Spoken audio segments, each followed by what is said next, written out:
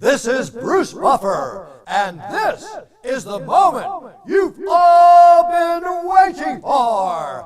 It's time for the MMA Holes!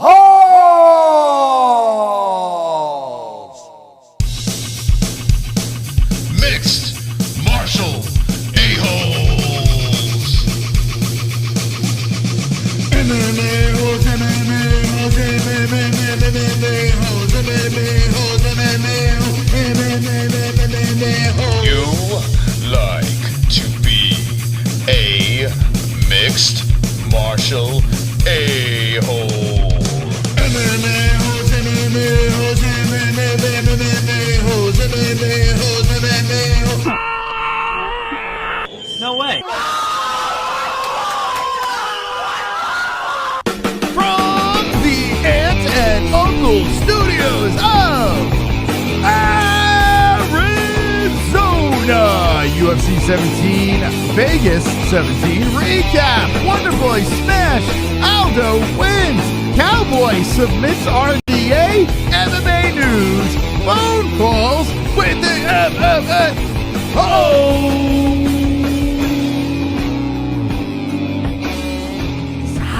Yes, here we go, people. We're here and live. Merry Christmas week to you in the chat. Jesse, how are you? Wonderful, wonderful, Miles. How are you? Wonderful, wonderful. Wonderful, wonderful. Yes, we are here on a Monday night, episode number 156. How you doing, friends in the chat? We have a lot of things to talk about. We have 29 bonus minutes of show tonight. And I can't wait to party with you guys. JBH, look at them. They all have Santa hats on. Ha! Oh, I had Santa hats for us. No, we wear it Wednesday. It's Dang okay. it. We can wear the Santa hats Wednesday. It is Christmas week, and it's a joyous Christmas. You know, 2020, a fantastical year. Everyone has had the greatest year of their lives, right? Jesse, you? Yeah. Yeah. We put the fucking Christmas tree over here. We put the fucking Merry Christmas over there. Jesse's eating some Blizzard, and we're about to deliver some news and recap UFC Vegas 17. JBH? Yes? What would you like to discuss at now? UFC Vegas 17. Geoff Okay. Neal, did you know, Moss, that Jeff, you know what, I just had a flashback? Yeah. Do you remember Did You Know? From vlogging days? Yes, I do remember. know? Yes. I just had a weird flashback when I said that. Yeah, but you were supposed to do it. Did you know? Like, how'd you used to do it? Yeah. Did you know? Like, Yeah. how'd you do it? Yeah, that was pretty close. And you used to pop up and be on the corner of the screen and show just your eyeballs. Yeah. And then your father would be like, get out of here. Leave me alone. Your sister's like, I want to punch you in the face. Yeah, I remember that. Yeah. Oh, those were my best ones, though. Everybody liked those. Would you like to do that now? No. Okay. I don't have enough things. All right. Geoff Neal suffered congenital, or I'm Herpes. sorry, not congenital. Not congenital. Pre-fight herpes. Congestive heart failure prior to the Wonderboy loss, and the UFC let him fight anyways. Did you know this? So, okay. You got to refresh, by the way. I saw the congestive heart failure thing. Sounds very serious. I don't know what congestive heart failure, but when I hear heart failure, I think, oh, he's going to die. So, Yeah. What? Pretty much. What's going on? According to Jesse Holland of MMA Mania, UFC welterweight prospect Geoff Neal, who blasted his way into the promotion by way of Dana White's Contender Series, is disappointed with his performance at UFC Vegas 17, which took place last weekend inside the Apex in Sin City. Hold on a second. Ann H., the knitter, says she remembers those days. Now, is it the congenital herpes, the congenital heart failure, or did you know? I'm not quite sure what Ann remembers, but we need you to confirm in the chat so we can address it appropriately. Okay, back to the story. He wrote on Instagram, quote, so much adversity leading up to this fight. Sepsis, congestive heart failure, 3 of my corners testing positive for COVID, with one of them being the General Saif Saud. But I still made that walk and fought that fight. Couldn't see out of my right eye for 4 rounds and still managed to hang in there with a guy who's been kicking ass since I was like 9 years old. I don't know about y'all, but I'm proud of me. Moss, this isn't a sad one. He's crying. He's proud of himself. The Nevada State Athletic Commission requires all fighters to pass a pre-fight medical exam prior to Where stepping I into the had cage. heart failure. Where? Okay, let's say you have heart failure. The fuck? What a pussy. Where? You're a fucking I pain in had my ass. heart failure. What else? What else is new? Let's see Moss walk around with Everyone's heart got failure. heart failure around here. How do you have heart failure and then be cleared to fight? How does that happen? How does that? It couldn't possibly be They that just serious said- because They just said he was. They were the promotion and its physicians were wondering how Neal was able to get through his physical without raising any red flags. So wait, so they knew UFC. After. They knew after. So he had heart failure. So he went through the physical with NSAC, didn't raise any red flags, so they cleared him. Mhm. And then But he knew he had heart failure. and then after the physical, the He's UFC like, by the way, heart failure. he told the before his fight, but after the physical, he told the UFC that he had congestive heart failure, and the UFC let him fight anyway. So they knew. But after his physical was cleared, so like the UFC, they could have just let him fight because he cleared his Something physical. sounds wrong here. Something sounds wrong. I feel if he had heart failure before the fight. It says perhaps Neal omitted the information, or the people charged with rubber stamping his application didn't think a pair of life-threatening medical conditions were enough to cancel the Vegas event. Either way, I would have some questions for his coach and trainers who are charged with protecting their fighter at all times, even from himself if necessary. Geoff Neal seems like a really cool dude. He seems very respectful, and on Saturday night, the bout between him and Wonderboy was fun to watch. I mean, they both were... Sometimes when these fighters are respectful, you're like, oh, come on, guys, fight. These guys fought their asses off, and they showed respect at the same time, which is a very difficult thing to do, to be entertaining as a fighter, yet still have that respect. The fact that he didn't attack Wonderboy's knee baffles Yeah, that my was mind. weird. That His was knee weird. was a balloon. No, My foot was up on that soundbite. Yeah, his knee was a freaking balloon. Yet Geoff Neal did not go after it. So I mean, the sportsmanship was great, but to find out after the fight that he had congenital heart failure. No, congestive heart failure. Congestive heart failure. Yeah. And he was cleared to fight. Something's not right here. Something doesn't add up. Apparently, you just have to look okay and feel okay in order to pass your physical exam. Yeah, I don't buy this.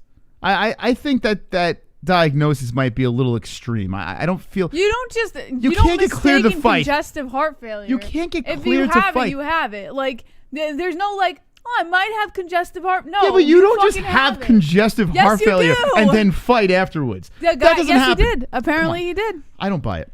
He did. I call bullshit.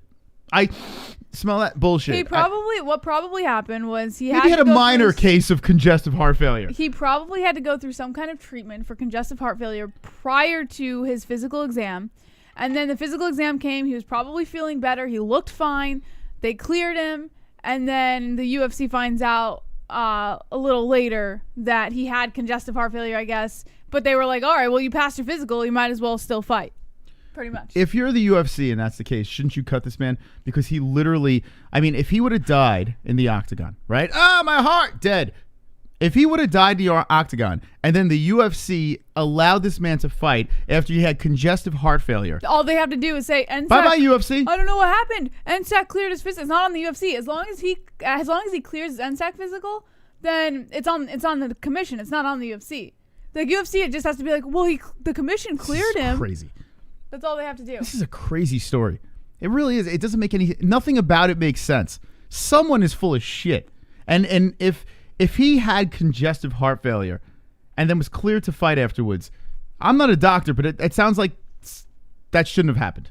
Correct? You're right. It shouldn't have happened, but it did. Now, if you're the UFC, you go to Mr. Geoff Neal and you say, why did you not be more clear about this congestive heart failure? Well, no. So that's what they were saying was why didn't his trainers or his camp or anybody speak up about it? Because no one cares about Geoff Neal, apparently. Their job is to protect the fighter even from himself. And fighters, they just want to fucking fight. They're not, even if they could be like have a fucking collapsed lung and still walk into the cage, you know? So they want to know why the coaches or the camp or anybody in the corner didn't speak up and unless they didn't know, unless Geoff Neal didn't tell them. We see fighters go into a fight, they cover up cuts and injuries. This is the first time I've ever heard of a fighter cover up congestive heart failure. So fucking bizarre. Like, I mean, am I I heard that it's funny because it didn't really dawn upon me until now. Like I read a little bit of the article before I was scrolling through the news and I saw he said that and I immediately dismissed it. I was just like, all right, that's weird. Doesn't make any sense. But now you're reading the story and it really doesn't make sense. Like it's absurd. So who's at fault here? And if Geoff Neal lied about all this stuff, I mean, well, listen, the UFC should let him go. Because I mean, it literally wait. The organization. If he would have died in there, he didn't. How does that make the UFC look? The UFC still let him fight. Let him go. Listen, it's not like he died in the cage. He went in there. He fought a hell of a fight, and whatever happened. Like, listen, if something seriously bad happened to him, or if he died, or you're right, yeah, it would fall on a lot of hands. But nothing fucking happened. So let's just fucking move on and pretend that it. That whole situation didn't exist. Is this not crazy? Am I in a bizarro world? And I see Zabel in the chat says facts. LOL shows how much of a warrior he is. No, it's fucking stupid. Who the hell? He's a fighter. He got into a cage and fought almost to the death with a Wonder Boy, following congestive heart failure. Okay. Can someone? What is congestive heart failure? Maybe it's less of a serious thing that I know. Maybe it sounds worse. What is heart failure? The words can be misleading. Heart failure doesn't mean the heart has stopped working. It means the heart can't pump properly, so it can't meet the body's needs for blood and oxygen. Okay. Which is a serious issue if you're fighting inside a cage. Yeah. So, okay. But he didn't die. Okay. So that's cool. He went in there. He fought a good fight. Everyone found out later. There's nothing you can do about it. The past is the past. Like, what are you going to go back in time and be like, Geoff Neal, you can't go into that cage and I would fight? say, Geoff Neal, you're suspended. For what? Because you lied to the UFC. He didn't lie to anybody. You literally made our company. I mean, it makes the company look like a joke. He withheld the situation, but he did not lie. That's not a warrior. That's an idiot. That is a definition of a fucking fool. Like a fool. Like, listen, I think Geoff Neal is Saturday night very respectful. Like, it was a fantastic fight. A lot of sportsmanship, fantastic stuff. It was great. I felt beautiful afterwards. Wonder Boy's face is all beaten up. And Geoff Neal had his moments. Now we find out that he's like, oh, by the way, I had congestive heart failure. Like, am I going crazy? Am I fucking nuts? We need to have Geoff Neal on this show. We need Geoff Neal here to explain to us, please. You know who you need to have is the fucking physician who gave him that physical in the first place and cleared him. They should have caught him. How is the UFC not like, asshole? Like, if you would have died in that cage, what would happen to this organization? They should be like We'd that let a man towards fight. NSAC. Huh? They should be like that towards NSAC, Yeah, not Geoff what do you Neal. think's gonna happen? What do you think's gonna happen if someone dies because they had congestive heart failure? The person who gave him that physical should be fired. Oh yeah, and you don't think the UFC would catch major heat for letting that person fight?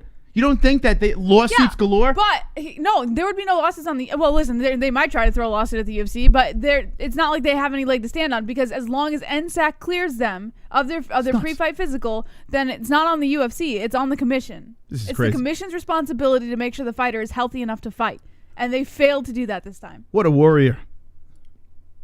You know, hey, got congestive heart failure, still showing up Saturday, and I'm gonna compete. Now I understand. Listen, these guys need money, right? Yeah. They have these camps leading up to the fights. I get that, but if you have congestive heart failure, you have to think the UFC's gonna be like, okay, bud, listen, we'll either find him another dance partner. Aldo versus Vera is your main event now. We'd like you to live, so we're gonna give you a couple of bucks, which the UFC probably would do. He wouldn't make as much, I'm assuming, because of he's not fighting. But I'm sure the UFC would have done something to help a man with congestive heart failure out. I don't think they would have. I don't think they would have done anything. Honestly, I think Geoff Neal knew that, so that's why he withheld information so that he. I would have been like, listen, I got congestive heart failure. I'm willing to fight. If you're willing to let me fight, okay, so be it. How do you know that didn't happen? Because as long as he passed the commission physical, so then it's the UFC's fault. He could have gone to the UFC and been like, listen, I have congestive heart failure, but I passed my physical. Can I still fight? And the UFC could have just been like, yeah. You're acting like Go in there. You're acting like it's calling in sick from work and be like, listen, I don't feel so well. I got the sniffles. I don't know if I could come in today. No, I can't come to work because I have congestive heart failure. And by the way, work is fighting in a cage. Oh God. I don't see the problem. It's in the past. Yes, I completely understand where you're coming from. In no way are you wrong. Yeah. But it already fucking happened. What are you gonna do? You learn for next time. What world do you live in? Mas Bisping fought with one eye. Okay, let me just explain. I don't know. But Maybe Bisping, you don't realize that this, went to one but eye. the eyeball does not pump blood throughout your body and keep you alive. It doesn't. The eyeball doesn't keep you alive. It helps you see. Eyeballs are nice. They're a nice feature on the human body. Yeah. It helps me see. Look, oh, that's Jesse, and that's you. But I'm still alive. This eyeball's gone now. I am still alive, yet I still see. What's going? It's Christmas, guys. It's fucking Christmas week. What is going on with Geoff Neal? Why did he fight? Why is he clear? But you have to admit, who is at fault? I need to get to the bottom of this. You have to admit, for fighting with congestive heart failure, like, he fought a hell of a fight. Oh, yeah, what a warrior. You wouldn't have even known. You wouldn't have known. Geoff Neal. Shout out to Geoff Neal for being such a stud in there. What a beast of a man. His heart was about to stop, but yet, hey, remember when Robert Whittaker had that injury? Yeah. Or not injury, that disease or whatever the hell he had, where he was willing to go and fight. Yeah. Who was he going to fight? Was it Yoel Romero? I can't remember who it was at the time. I know what you're talking about, though. And they yanked him. They're like, whoa, Bobby Knuckles, if you fight, you will die. Like they pumped the brakes and he got some sort of operation. It was very serious. Feels the same here, but they just like, well, he's black. Let him go. Is that what happened there? Is the UFC like, oh, Robert Whittaker's white, so let's spare him. And let's take the Negro and throw him in there. Fuck him. Who cares, right? That's what happened. Blatant racism here in the UFC, and I'm not going to stand for it. Oh, stop it. By the way, Anna Nicole says she knows a lot about congestive heart failure. All right, help me out here, Anna Nicole, please.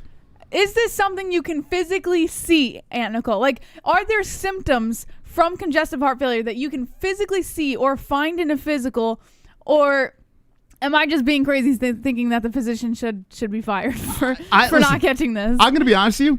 I don't know what the fuck congestion heart failure. I honestly don't know. All I know is I hear heart failure, and I'm like, what the fuck? It's the lack of blood and oxygen circulation. Like, your heart can't circulate blood and oxygen the way it normally should. Mm-hmm. Which is very important if you're fighting. It sounds fairly serious. Yeah. Fairly. I mean, I don't know. Maybe put a mask on. Maybe his heart will feel better. Maybe that's... Help me out, Chet, please. All right, Uncle Boss says, Mastone, oh my God, we're really crapping the bed late this season. MMA Genie in the chat says, I believe it was a hernia against Gastelum. Adesanya Silva stepped up as the main event. Deacon says it's a failing heart. Oh, yes, it was Gastelum. It was Gastelum. That's correct. But it wasn't. Let me just make this clear. It wasn't something that he could have fought with. He literally could have died. If Robert Whittaker would have competed. Geoff Neal could have died fighting with congestive heart failure. He's black. Apparently the UFC doesn't care. It's the last card of the year. Just doing a regular physical will not get noticed. To find congestive heart failure, you have to get an EKG done. I feel like this is that South Park. But here's the thing. He clearly got an EKG done before the physical. Yeah. Otherwise, he would not have known he had congestive heart failure. This is Operation Human Shield. This is where in South Park, where they put all the black guys in the front. That's what the UFC is doing with Geoff Neal. They're like, we need a fight. No one's ready to fight Wonderboy right now. Let's just throw him in the front. Congestive heart failure occurs when your heart muscle doesn't pump blood as well as it should. Certain conditions such as narrowed arteries in your heart. So can it be caused from like his weight cut or things like that? Like maybe too much strain on his body from his career could have caused this, I don't know. It sounds serious to me, heart failure. Yeah, listen. I mean, if your heart's not working the way it should, you should not be in a cage fighting. But bizarre. He did, and it was fucking awesome. And he lived. So thank God. All right. Anyway, it was a great fight. It really was. They both put it out there. You know, left it all in the cage, including Geoff Neal's heart. And Stephen Thompson gets the win. Fantastic job. Stephen Thompson bizarrely calls out Jorge Masvidal. Okay, a guy he beat already. A guy I was in the building for, watching him compete against. Terrible fight. And Thompson basically nullified Masvidal in that fight. A lot of respect between the two. And I don't care about really seeing it again. Stephen Thompson, I think, should just say, hey, man, let's go, Kamaru. Let's dance. Let's dance, buddy. I had 2 cracks at this. Is my last run. Let's go, Kamaru. Are you gonna fight Gilbert Burns? What's happening here? I'm ready. I'm the man right now. I'm 37 years old. I beat a guy with congestive heart failure. Let's go, Kamaru Usman. Why is he calling out Masvidal? I don't know. Money? Maybe. I gotta change this effect here, by the way. Do you like that call out? I have to be perfectly honest with you. Maybe it's like maybe it's kind of casual for me to say, but I would rather see Masvidal Covington. And I know like it's silly to think that it's going to happen at this point. So who do you want for Stephen Thompson? That I don't know. Like you got to do something that makes sense, right? Here, can I see the rankings real quick? Say please. Please. Okay. Then now you can. Thank you. By the way, Goat Milk, Tonto, BLT. Oh, let's say this because we put it on the community section. Yeah, we fucked up. Wicked World, we are very sorry. What are we sending him? We're sending him something, right? It was a costly mistake, so we'll send you something. But Tonto wins. Fun fact, Tonto won 3 times. 3 times, and we completely shit the bed. It's completely our fault. We should have realized this. So Tonto is the Goat Milk winner who is rocking my face, so I'm very proud of him. Find out Tonto's BLT. BLT? BLT. The first UK winner. First ever UK winner. And BLT, who has consistently, for I would say 3.5 years, has been around on every has account. trolled the fuck out of all you guys and then wins Goat Milk. I mean, if that is not a mic drop, I don't know what is. He has literally trolled the whole community, made you all fight against each other. I haven't done seen amazing one things. person that he hasn't utilized as a tool in some kind of trolling. And then he wins Goat antic. Milk. And I'm not going to say who he wants, what he wanted on the belt. I'll let him say it himself, but it was hilarious. We are in the process of making his belt right now. But yeah, BLT. And it's another troll phrase that he wants on the belt. Yeah, the thing that he wants on the belt is probably one of the funniest things. I mean, we could put it on there. Yeah. I don't see why not.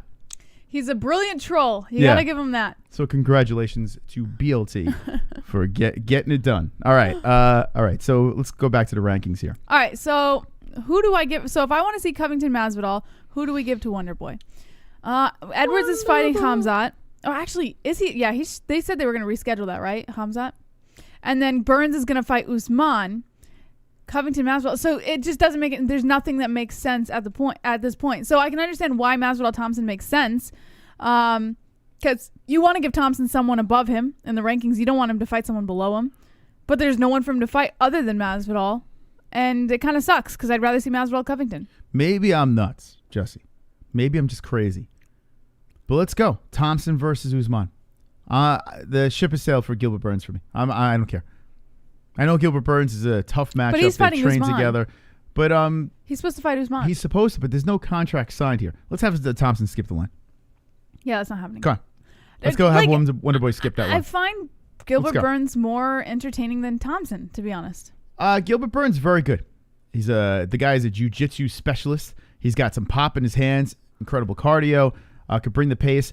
I feel that Usman is going to dominate Gilbert Burns. And I know a lot of people are like, oh my God, look at the run. Look what he did to Tyron Woodley, yada, yada. He broke him. Yeah, Gilbert Burns. Usman looks so fucking confident.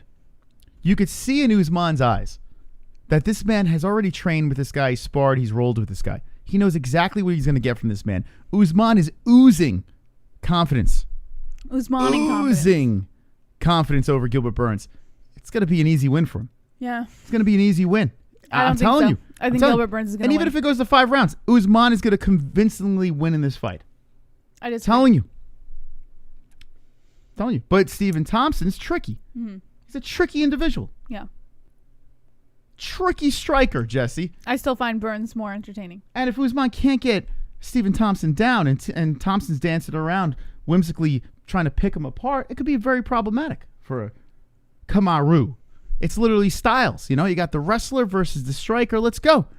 That's what I want to see. Make it happen. Let's see what the chat thinks is next for a Wonder Boy. Shoot Nice says Usman is a tough fight for anyone at 170. Cayman Rider. If Usman decides to take Gilbert down, Usman's in big trouble. Pale Monkey, seriously. Oh, man. Like I don't know. Stream. I understand that Gilbert Burns, jiu-jitsu. Listen, when it comes to monstrous Kamaru Usman, The guy's muscle, he has muscles on top of muscles. He is extremely strong. And he has broken people so many times out of heavy hands. Colby Covington didn't even think about taking the man down. Yeah. Had to keep it on the feet. I even think Usman's striking might even be better than Gilbert Burns. His striking's gotten better. Not the best striker in the UFC, but it's gotten better. He's got pop.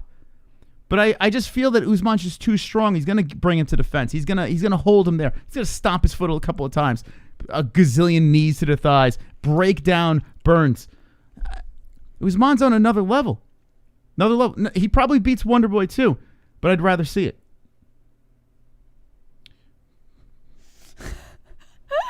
That's my 2 cents. Merry Christmas, Uncle C33. MJ Lawler beats Usman. Saman Thompson versus the winner of Leon versus KHAMZAT. Incognito Picogram. Dawson. Hashtag bring Savage back. 2 joins. You have lots of lifter for the holiday, Chris Bro. Do you? Oh, hell yeah. Yeah, I'm loaded up, man. Yeah. I'm lifted up. Cayman Rider Usman will get subbed badly on the ground. He needs to clinch but avoid the ground. Roberto Lopez. What? I'd rather see Wonder Boy too. Really? You think Usman's going to get... Listen, Gilbert Burns, he's a beast. He is. He's very tough. I just think Usman's so ahead of the game at welterweight. Like light years ahead of the game at welterweight. But we'll see what happens. It looks like he is going to fight Burns, so let's go. Imagine Usman gets submitted. Like, honestly, I would chop my left arm off and eat it if Usman got submitted. I would literally Which will happen. I would eat my arm on air. Usman will get submitted. I will eat my arm. I will literally just chop my arm off and eat it on air if Usman gets submitted. That is the most ridiculous thing. Could he lose? Anyone could lose, right? But submitted? Yes. Come on. Oh, my God. Moss, your beard looks nice. Show everybody your beard. Nice trim. You like that, right? Show it to everybody. All right. Let's go into the co-main event over here, Jess. Okay. Co-main event of UFC Fight Night. Vegas 17. Aldo versus Vera. Was this what you expected? It's what I should have expected. I'll put it that way. Right? Mm-hmm. It's what I should have expected. But you picked I picked Vera. Yeah. So no, it is not what I expected. Yeah, Jesse, come on. Very casual pick. It's all right. I still forgive you. Now, what do you think about Jose? Was it the best fight of all time? No. In fact, Vera was kind of swinging the momentum, and then Aldo's like, wait, hold on a second. I'm just going to hang on his back like a little chimpanzee and just hold on for dear life and get the win. First round, Aldo looked great. Second round, Marlon Vera was kind of turning up here, and then Aldo, the veteran that he is, finds a way to get the job done. Not easy to beat a Marlon Vera. Tough guy, right? Hanging on his back was a little... I don't want to remember that, but it was kind of annoying. I'm not going to lie. If I was Vera, I'd be annoying. But Vera is complaining, and he's just like... He's jerking off. And it's like, well, listen, Marlon, it's part of the game. You got to get out of it. I don't know what you want me to say. So Aldo gets the win. What would you see for Aldo in the future now that he takes this fight and wins it? Rankings. 135. Bantamweight, which is a complete shit show because we don't know when Jan's coming back. Aljo is like being shelved. It's crazy. You got Sandhagen versus who? Frankie. So Jose, where'd you put him? Like he's kind of like flailing around. I'm not like, I don't know. I'm not like big on just pushing Jose Aldo up, to be honest, because he still came off those 3 losses before taking this win. And fuck, I don't know, man. What about Aldo versus Garbrandt? Yeah, I knew you were gonna say that. Well, first of all, Garbrandt has his sight set on someone else. Yeah, Garbrandt has his. I don't know where his sight is because this dude. Yeah, he has. Hold one minute he's got COVID, next minute he's injured, and it feels like he can't get any. And we don't even know if we're ever going to see him. I had a story. Hold on. Oh, maybe it's not in this one. I had a story on Garbrandt. Yeah, I think Cody should escape the whole flyweight thing. Get out of that shit because you're not going to get the. You got the rematch happening with Figueiredo and what's his face? What's the other guy's name? Moreno. You got the rematch going on down there. So what is Cody Garbrandt going to do? Sit for another 7 years? Like, go back to bantamweight, try to get your belt back. And you got TJ coming back, too. So you're going to have to get something going here. I mean, TJ Garbrandt So 3 make would Aldo the most versus sense. Garbrandt. I think Aldo Garbrandt. That's the way. This is the way. Then who does TJ fight? TJ Sean O'Malley. Give him a layup. They're yapping on Twitter. Yeah. Give TJ a little But layup fight. Sean O'Malley's been opening his mouth a lot lately on Twitter. I say, honestly, like I would like to see TJ right back in the mix, but let's give him a little warm-up fight. Give him Sean O'Malley. Sean O'Malley's yapping. Give it to him. Good. Give TJ, who is a cheater, Sean O'Malley. Sean 12-0 O'Malley. I would like that. I would like that. Now, if Sean God. O'Malley beats the non-roided TJ Dillashaw, that puts him right back in the picture again, right? Yeah. Right? He can find a way back up. Why not? Do you give TJ another shot? Up top, he's not young. Or what about Uriah Faber, who Drunk Savage has talked about before? I brought it up before as well. Uriah Faber, he's still floating around here. That grudge match, even though Uriah is ancient now, what would you want that to happen? I'm not down with the fight with the Faber. You're not down with Faber? I think you should just fucking a lot of juice there. lock it up. TJ is not easy. No, I know. I'm saying the easy fight is Sean O'Malley. I know TJ is not the easy fight. I love TJ. I can't wait for him to come back. What I'm saying is Sean O'Malley will be his tune-up fight. But if Sean O'Malley beats TJ, well, now we got something to talk about. Let's see what the chat says. Matt Stone, Cody, and Sugar were beefing on Twitter. Mm-hmm. Uncle Boss, there's no possible way O'Malley beats TJ. None. Faber versus TJ says Duke Chronic. 2 joints. Down with the sickness. Faber Dillashaw is fire. Casuals don't remember the alpha male gym beef. Faber can be a tune-up. I would like to see that. I'm down with that. I'm cool with that. Imagine Faber beats him. Could you imagine? I don't know. I'm not into Faber that much, so I don't know. Yeah, but like the storyline. Yeah, I don't know. The mentor versus the student. Yeah. A lot of hostility. The bad blood when he left the gym. The whole Cody Garbrandt thing was thrown in the mix, and he destroys Cody twice, and then it's kind of like a movie. Yeah. It really feels like a movie. Like they could really market that really well. Uriah Faber's last fight against the student. It's like some Karate Kid type shit. Yeah. I'm cool with it. We still doing a Christmas Eve cooking stream? Yes, we are. Oh, by the way, tell them what's up with the packages. What we're gonna do with that. On Thursday, we will. So, if you guys have any packages or overnight packages that you want to get to us, between now and Christmas, this would be the time to do it, because Thursday morning we are gonna go pick up the packages, and then we'll open them during the Christmas Eve stream. Yes. Thursday afternoon, evening-ish. Yeah, we have a couple of things sitting there. We're just gonna go pick it up Thursday morning. So if there's anything you like to leave under the MMA Holes tree, the address is down below. But you don't have much time. We have 3 or 4 already that need to be picked up over there. Okay. I think. And thank you to those who sent us wonderful, wonderful gifts. All right. So, yeah, Aldo gets the win. Good job, Aldo. Let's move over to the next fight on the card. And Pereira versus Williams. Was this what you expected it to be? Yeah. Yes, it was. But, I mean, what are you going to do, right? I chose Chaos Williams knowing full well that he was the under. But listen, Pereira is a good fighter. I said it before the fight that Pereira was an exceptional fighter, and I just don't like him because of the acrobats. But I knew he was a good fighter, and I knew that the chances were pretty high for him. So yeah, it's exactly what I expected. I don't know. Would I have liked Chaos to win? 100%. I thought Pereira was going to submit him. I really did think that Pereira was going to get the sub done. A lot of respect, and I kind of get it. Some people were upset with the fight because it went to a decision. They're thinking 2 guys that could lights out each other. Yeah.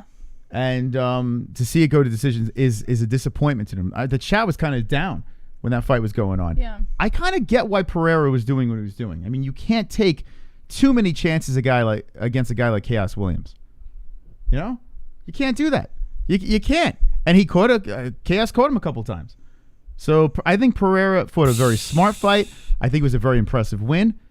And I'm looking forward to seeing what's next for both of these guys, to be honest.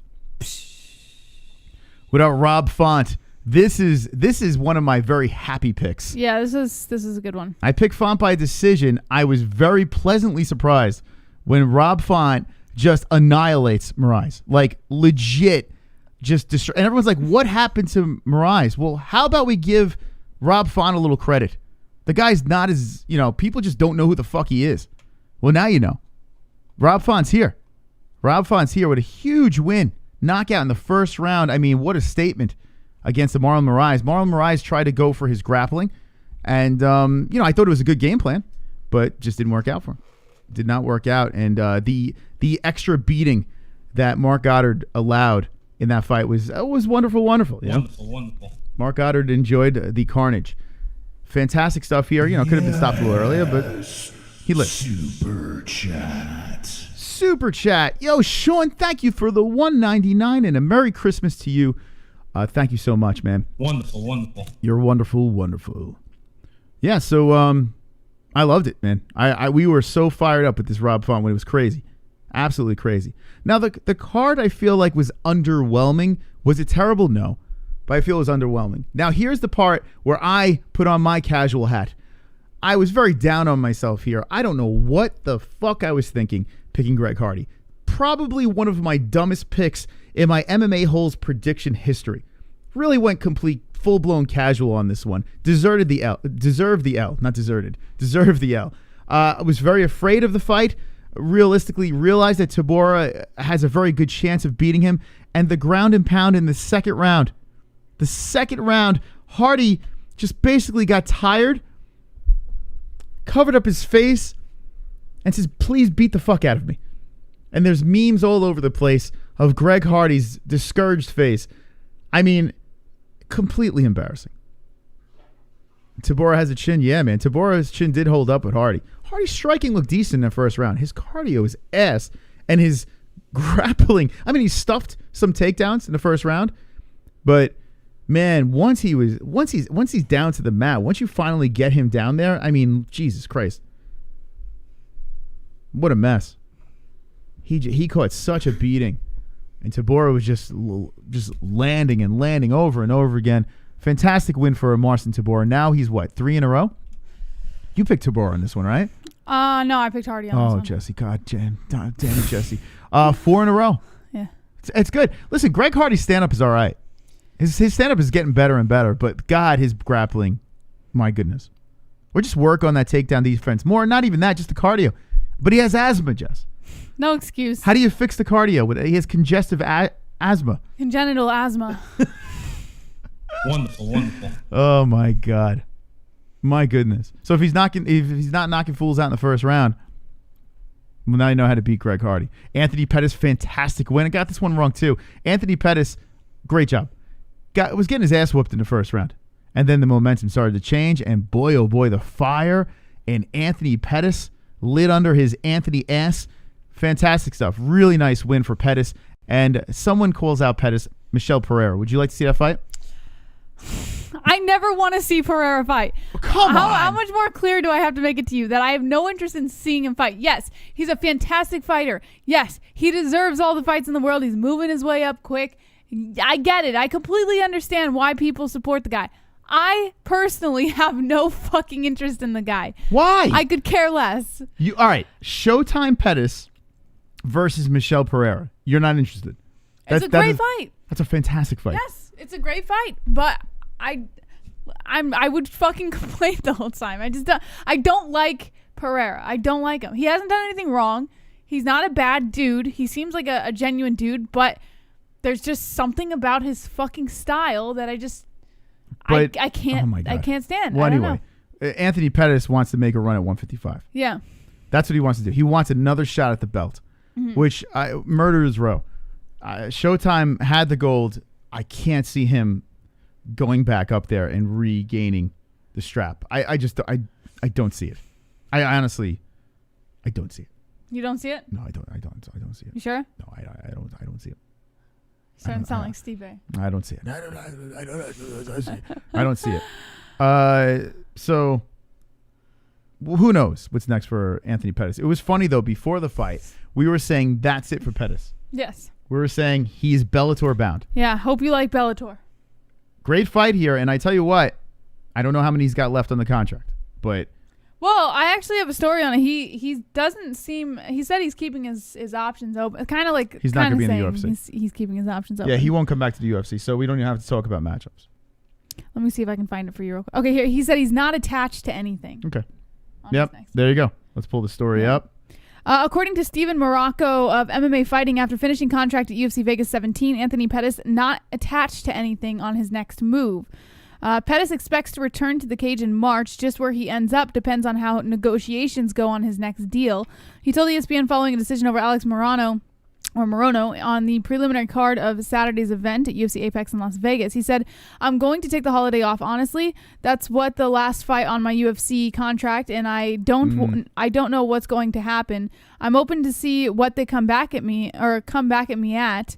My little brother's outside of the UFC now, and it's one of those things like I'm not attached to anything anymore. I'm taking one fight at a time. My goal is to be the best version of myself. Obviously, the UFC is where the best guys are at, so I would love to fight in this organization still. But we'll see what happens. Contracts and negotiations are something that happens outside of my world. I still have an agent to take care of that." And then he just kind of went on and on talking about his fights and stuff like that. So he does like the idea of fighting Tony Ferguson. Come on.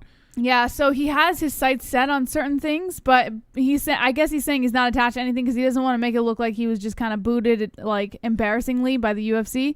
So he's acting like, it doesn't matter. Well, we'll see. We'll see what happens. Showtime Pettis, the curse was the Wheaties box. I remember he was top of the world, champion, Wheaties box, the whole thing, and then everything went downhill. And he's had some nice flashes. That last fight was great. When he knocked out Wonderboy, I mean, Jesus. Mm-hmm. Listen, he's had some real big moments in his career. He's still pretty young. But if he wants to rematch Tony Ferguson, how about Bellator? I mean, what? Ferguson's not going to go to Bellator. Why not? Why would he? I don't know how many fights he's got left on his contract. He's a cash cow for the UFC, in my opinion. Well, I don't know, man. I'm starting to think this, Jesse. If the skid keeps going with El Kukui, he might be another one. There's 60 people getting cut. I asked you, do you specifically remember me asking you, do you think Tony Ferguson would be one of the 60 to get cut? And I don't think immediately. You told me no. No, I don't think immediately. But I don't know how many fights are left on his contract. So right now, you can still tickle us with a little Tony. The UFC still got him over there. But there is a good chance that, I don't know, if I know how many fights he's got left, I can make an honest prediction. Yeah. But let's be serious here. Tony Ferguson is still an elite athlete. Tony Ferguson can still compete for sure. There's not a doubt in my mind. No matter how crazy I think the guy is, I think he's legit. But when it comes to the top guys right now, he's not there. He's not there anymore. You can't make that argument. I agree. He's just he's not at that level. Yeah. So yeah, he can win some more fights for sure. But yeah, I mean, we'll if you think about it, they released Yoel Romero, who people get excited to watch all the time. So if they're willing to release someone like Yoel Romero, I know that he's older and stuff, but you got to think they're a little more willing to release well-known names in the UFC because they clearly want to bring in the new blood and they want to make new names. I tell you what, Bellator's probably foaming at the mouth right now because the UFC is cutting a bunch of guys. I'm sure Bellator is going to let some people go too to make room to pay for some of these more known fighters, and then they can grow their little farm system over there. Bellator has a chance to capitalize off of what the UFC is letting go and make something out of it. I didn't see the Rumble Johnson versus Ryan Bader submission. Oh, Bader won. Yeah, but you were saying he got ragdolled, right? Well, that's what the article said. I don't know. I didn't see it. Anyone in the chat watch Submission Underground? The article I read said he was getting ragdolled, but yeah. I don't know. So what does that mean? What does that mean for Rumble Johnson? That means in Bellator, well, yeah, you got the punch. You're probably going to get ragdolled in Bellator too. So there goes that. Like, there goes the allure of Rumble Johnson competing in Submission Underground and then getting ragdolled by Bader, which makes sense. But doesn't look fucking good for his Bellator run. They really should line up some cans in front of him. Bad. I don't think it looks bad for his Bellator run, honestly. I think it's going to be a little bit different. So do you want to still see a Rumble Johnson versus a Yoel Romero? Yes, absolutely. Even 100%. After you got ragdolled 100%. Yeah, because it's not the same. Ryan Bader is not Yoel Romero. It's two completely different fighters. So Phil Davis, 100%. Ryan Bader, Yoel Romero, what do they all have in common? They're striking? Wrestling. Okay. What do you think they're going to do with Rumble Johnson? Well, listen, I would still like to see it. There's no doubt in my mind I would still like to see it. Yeah, I'm a little worried. I'm hoping Rumble gets in there and doesn't, give him any shot to take him down and he starts taking heads off. Like, that's what I'm hoping. But I didn't see it. if he did get ragdolled, Go back and watch. I'm sure you can find it like clips on Twitter or something. talk to me about Cowboy Cerrone, because that happened submission underground as well. Very shocking. Okay, so this was a little controversial, and this one I did see the clip of what actually happened. Let me see if I can find the article real quick. Oh, here we go. According to Jed Meshew of MMA Fighting, so Cowboy Cerrone submitted RDA twice at Submission Underground. Now, here's the thing. There were two different clips, two different submissions. The first of which, the ref called a tap when RDA got caught into an arm bar. And in my opinion, watching the clip over and over again, I do not think he tapped in the first clip. You can feel free to watch it for yourself, Moss. Mm-hmm. I think he was just pushing on the knee of Cowboy in an attempt to kind of like reposition himself. Yes. But it did not appear to me like he was tapping. He literally put his hand on the knee, pulled it off, and put it back on the knee. So I could see how the ref could have mistaken it for a tap, but it was not a tap. Okay. The second hold on one second. I just want to address something really quick. I'm listening. Sure. Incognito Picogram says Rumble versus Glover. Look that up. Well, funny you say that, because when I interviewed Glover, I made the joke about Rumble Johnson knocking his fucking tooth out at the end of one of the interviews. So I remember that very clearly. You know, Rumble can knock your fucking head off. I get it. And I know, the whole Bader situation as well. I'm aware of this, but if they get him down to the ground, that's it. I understand he beat Bader. I understand. But what do you think these guys are going to do? What do you think they're going to do right now? They're going to drag his ass right down to the ground. Back to Cowboy. Sorry about that.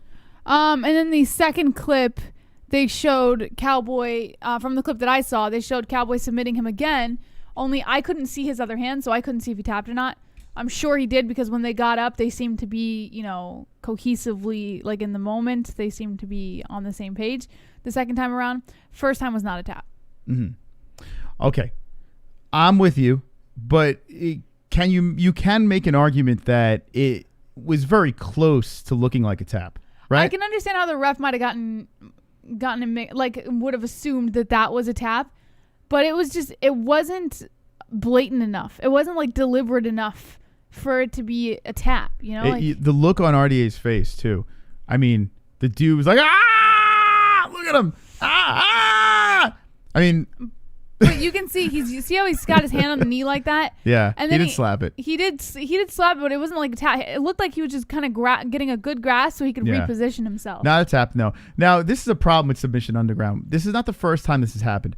Every time I watch Submission Underground, a competitor gets up and complains about something. Mm-hmm. It feels like such an unpolished event. Like every time, like the Mike Perry versus Ally Quinta one. Like, it was just a bunch of complaining. Like, and still, they're still complaining about this shit. There's just so many things. Well, this happened and that happened. They didn't give me proper amount of time to do this. And it's just a bunch of complaining. It is really funny, though, that Cowboy Cerrone, who got completely annihilated by RDA, gets his revenge in Submission Underground. It is pretty against a Brazilian. Like, you got to think Cowboy Cerrone is on cloud 9 right now. Yeah.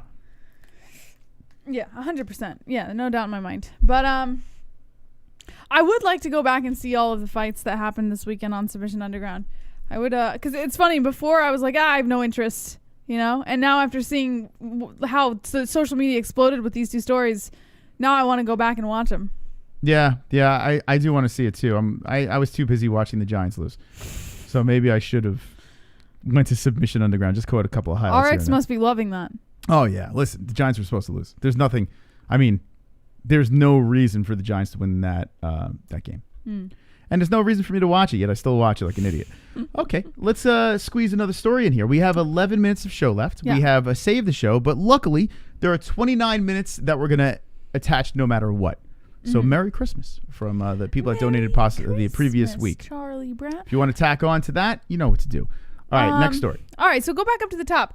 Conor McGregor posted specific UFC 246 pay-per-view buys, and Jorge Masvidal's team disputed the top 2020 numbers. So wait, what? This is pretty freaking interesting to me. Wait, where am I going here? Because I don't know. To the top, you'll see a picture of Conor. Wait, stop. He's MIA. Stop, go up. Uh-oh. Yeah, he's MIA. Uh-oh, Moss. What did I do? I don't know. All right, so let's go to Dana White then. We'll talk about Conor later. Okay. How about that? All right. So Dana White drops a self-congratulatory video bragging about the UFC success during COVID-19. And, well, if ever Dana White patted himself on the back, it was during this video. According to Jesse Holland of MMA Mania, UFC President Dana White recently posted a self-congratulatory video to remind the MMA community how successful the promotion has been during the 2020 global pandemic. Sure, 1.7 million people are dead. Over 7 million folks lost their jobs in the U.S., but hey, UFC store sales are at a record high, increasing 135%. Still not impressed? Live viewership was up 33% this year. Okay, can I just say something? I think I am with him. He did a fantastic job. Did you see the video yet? But perhaps I'll show it right now. No, don't show it because I think there's copyright in there. TMZ bullshit. Yeah, I wouldn't do that. Here's where the problem lies. He should pat himself on the back. He did a fantastic job. He really did. Yeah. Throughout the pandemic, he fucking just kept it going, kept the party going. The only one to actually keep the party going and have a very successful run doing it, right? But the negative part is there are 60 people about to be laid off. Yeah, 60 fighters, yeah. So I know he didn't lay anyone off in 2020. But no, it's not. He's you're not, still laying so 60 people off. So don't get it misinterpreted. I'm confused. So he's not laying them off because of the business is going down because of COVID. He's laying them off because there's new blood. They brought in so many people from the Contender Series that they actually have to push out some of the stuff that the people that are not doing them good anymore. Okay, but here's what I'm saying here, and maybe I'm playing devil's advocate because I've been patting Dana White on the back this whole entire year. I am very proud of what the UFC has done. I'm proud to have a show that's intertwined with the UFC because Dana White's done a fantastic job. Yeah. But to march around and pat yourself on the back and say, look what we did, look what we did. Oh, by the way, 60 people are going to lose their job. Well, no, 60 people are going to lose their job, but 100 more are going to come in to take it. It's like... So that makes it okay? We own a business, so imagine we have people working under us. Imagine they weren't doing their job right or well. You push them out and you get the new people in. Brett Brathon say, what the fuck, the garbage is getting through? Dude, they're fucking human beings. What are you talking about, garbage? But you do what's best for the business. And what's best for the UFC right now... I think you're missing my point. I think everyone's missing my point. The old blood and bringing in the new blood. Everyone's clearly missing my point. I'm saying I agree with Dana White, but now is not the time when a bunch of people, 60 of them to be exact, are going to lose their jobs, okay? Now is not the time, right before you're going to lay all these people off, to pat yourself on the back. For fuck's sake, do you understand? Is that clear? Is that clear what I'm trying to say here? The timing is retarded. Go into Christmas. Enjoy your holiday, right? And... cheers and have champagne with your family and your team and say, yeah, let's go. Do not go in the public and puff your chest out and be like, yeah, we're the best, isn't that? Hey, blah, blah, blah. And then we're going to fire 60 people. Think about that. It just doesn't, the timing's off. Yeah. You know what I'm saying? Let those people go.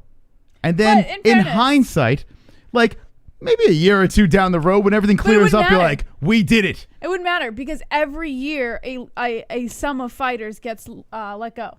Mm-hmm. Every year. So it wouldn't matter if you did it this year when there's 60 fighters or next year when there's 50 fighters or the year after when there's 30 fighters. It doesn't matter. Every year there's always a lump sum of fighters who get let go. Listen, I am the biggest Dana White supporter out there. In fact, I probably... maybe twice have said anything negative about Dana White. So are you saying that if someone else released this video patting Dana on the back, then it would be appropriate? But the fact that he's patting himself on the back, then it's not appropriate. Yes. This might be a little too much. He is cutting 60 people down in a slump, but UFC usually lets go 40 fighters on an average every year, and they are only doing it. Doing in at one go for this year. 60 people aren't losing jobs, just contracts.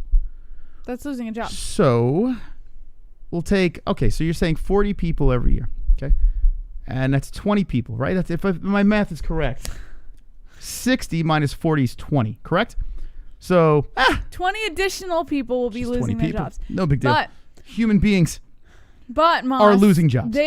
Let's not forget that a lot of these fighters have a lot of great chances with other organizations having been UFC fighters. Other organizations are going to scoop them right up, and they're going to offer them some pretty good money, so I wouldn't worry. The UFC has done a great job It's over, right? 2020 is over. Dana White's going on vacation. Close shop. Go on vacation.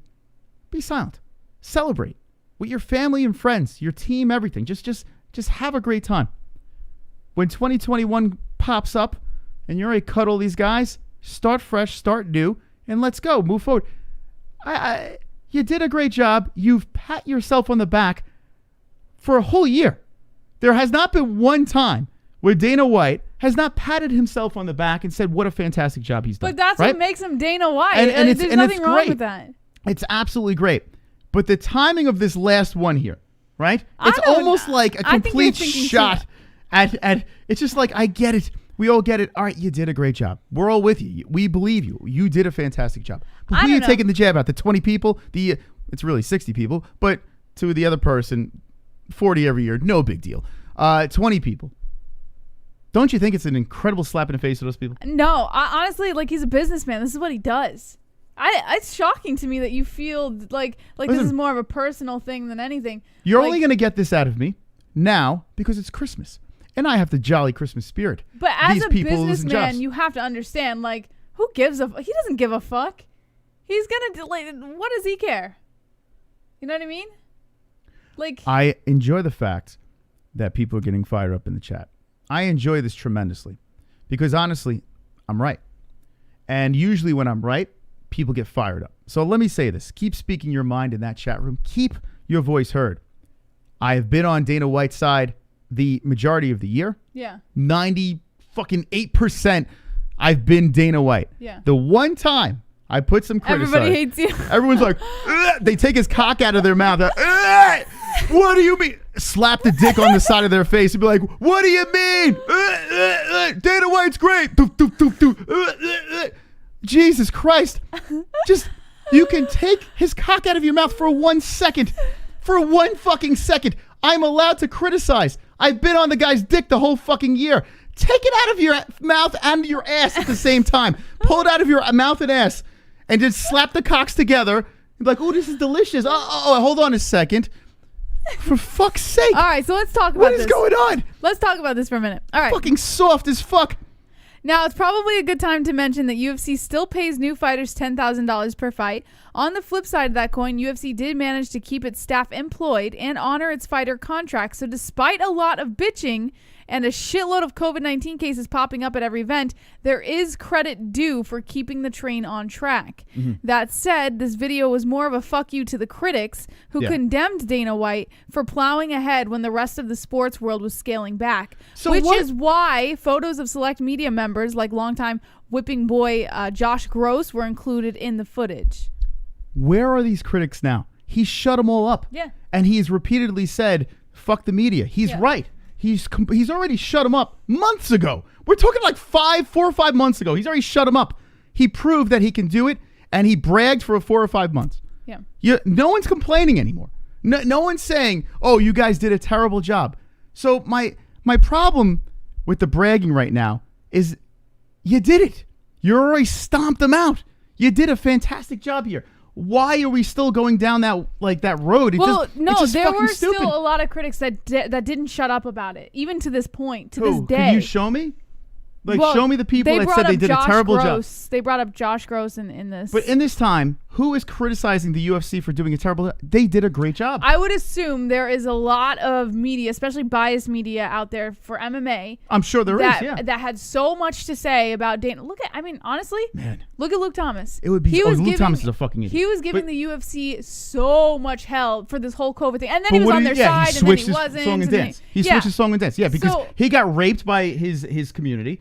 And he got literally ass raped, and he switched the whole game up. Right. He completely flipped his whole opinion. My point is he's one example. So there were probably a lot of people that we didn't hear of that Dana White probably did, or the UFC community did. Wouldn't it be such a G move, though? Wouldn't it be such a G move if Dana White at that last post-fight press conference says, hey, we did a great job, blah, blah, blah.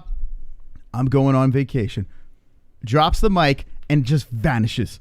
Goes on his vacation, hits the islands, puts on his Instagram this beautiful place that he's at, just chilling, relaxing, fucking martini in his hand, just a big fuck you to the media, and not saying a word. it would have been the fucking biggest pimp move of all time.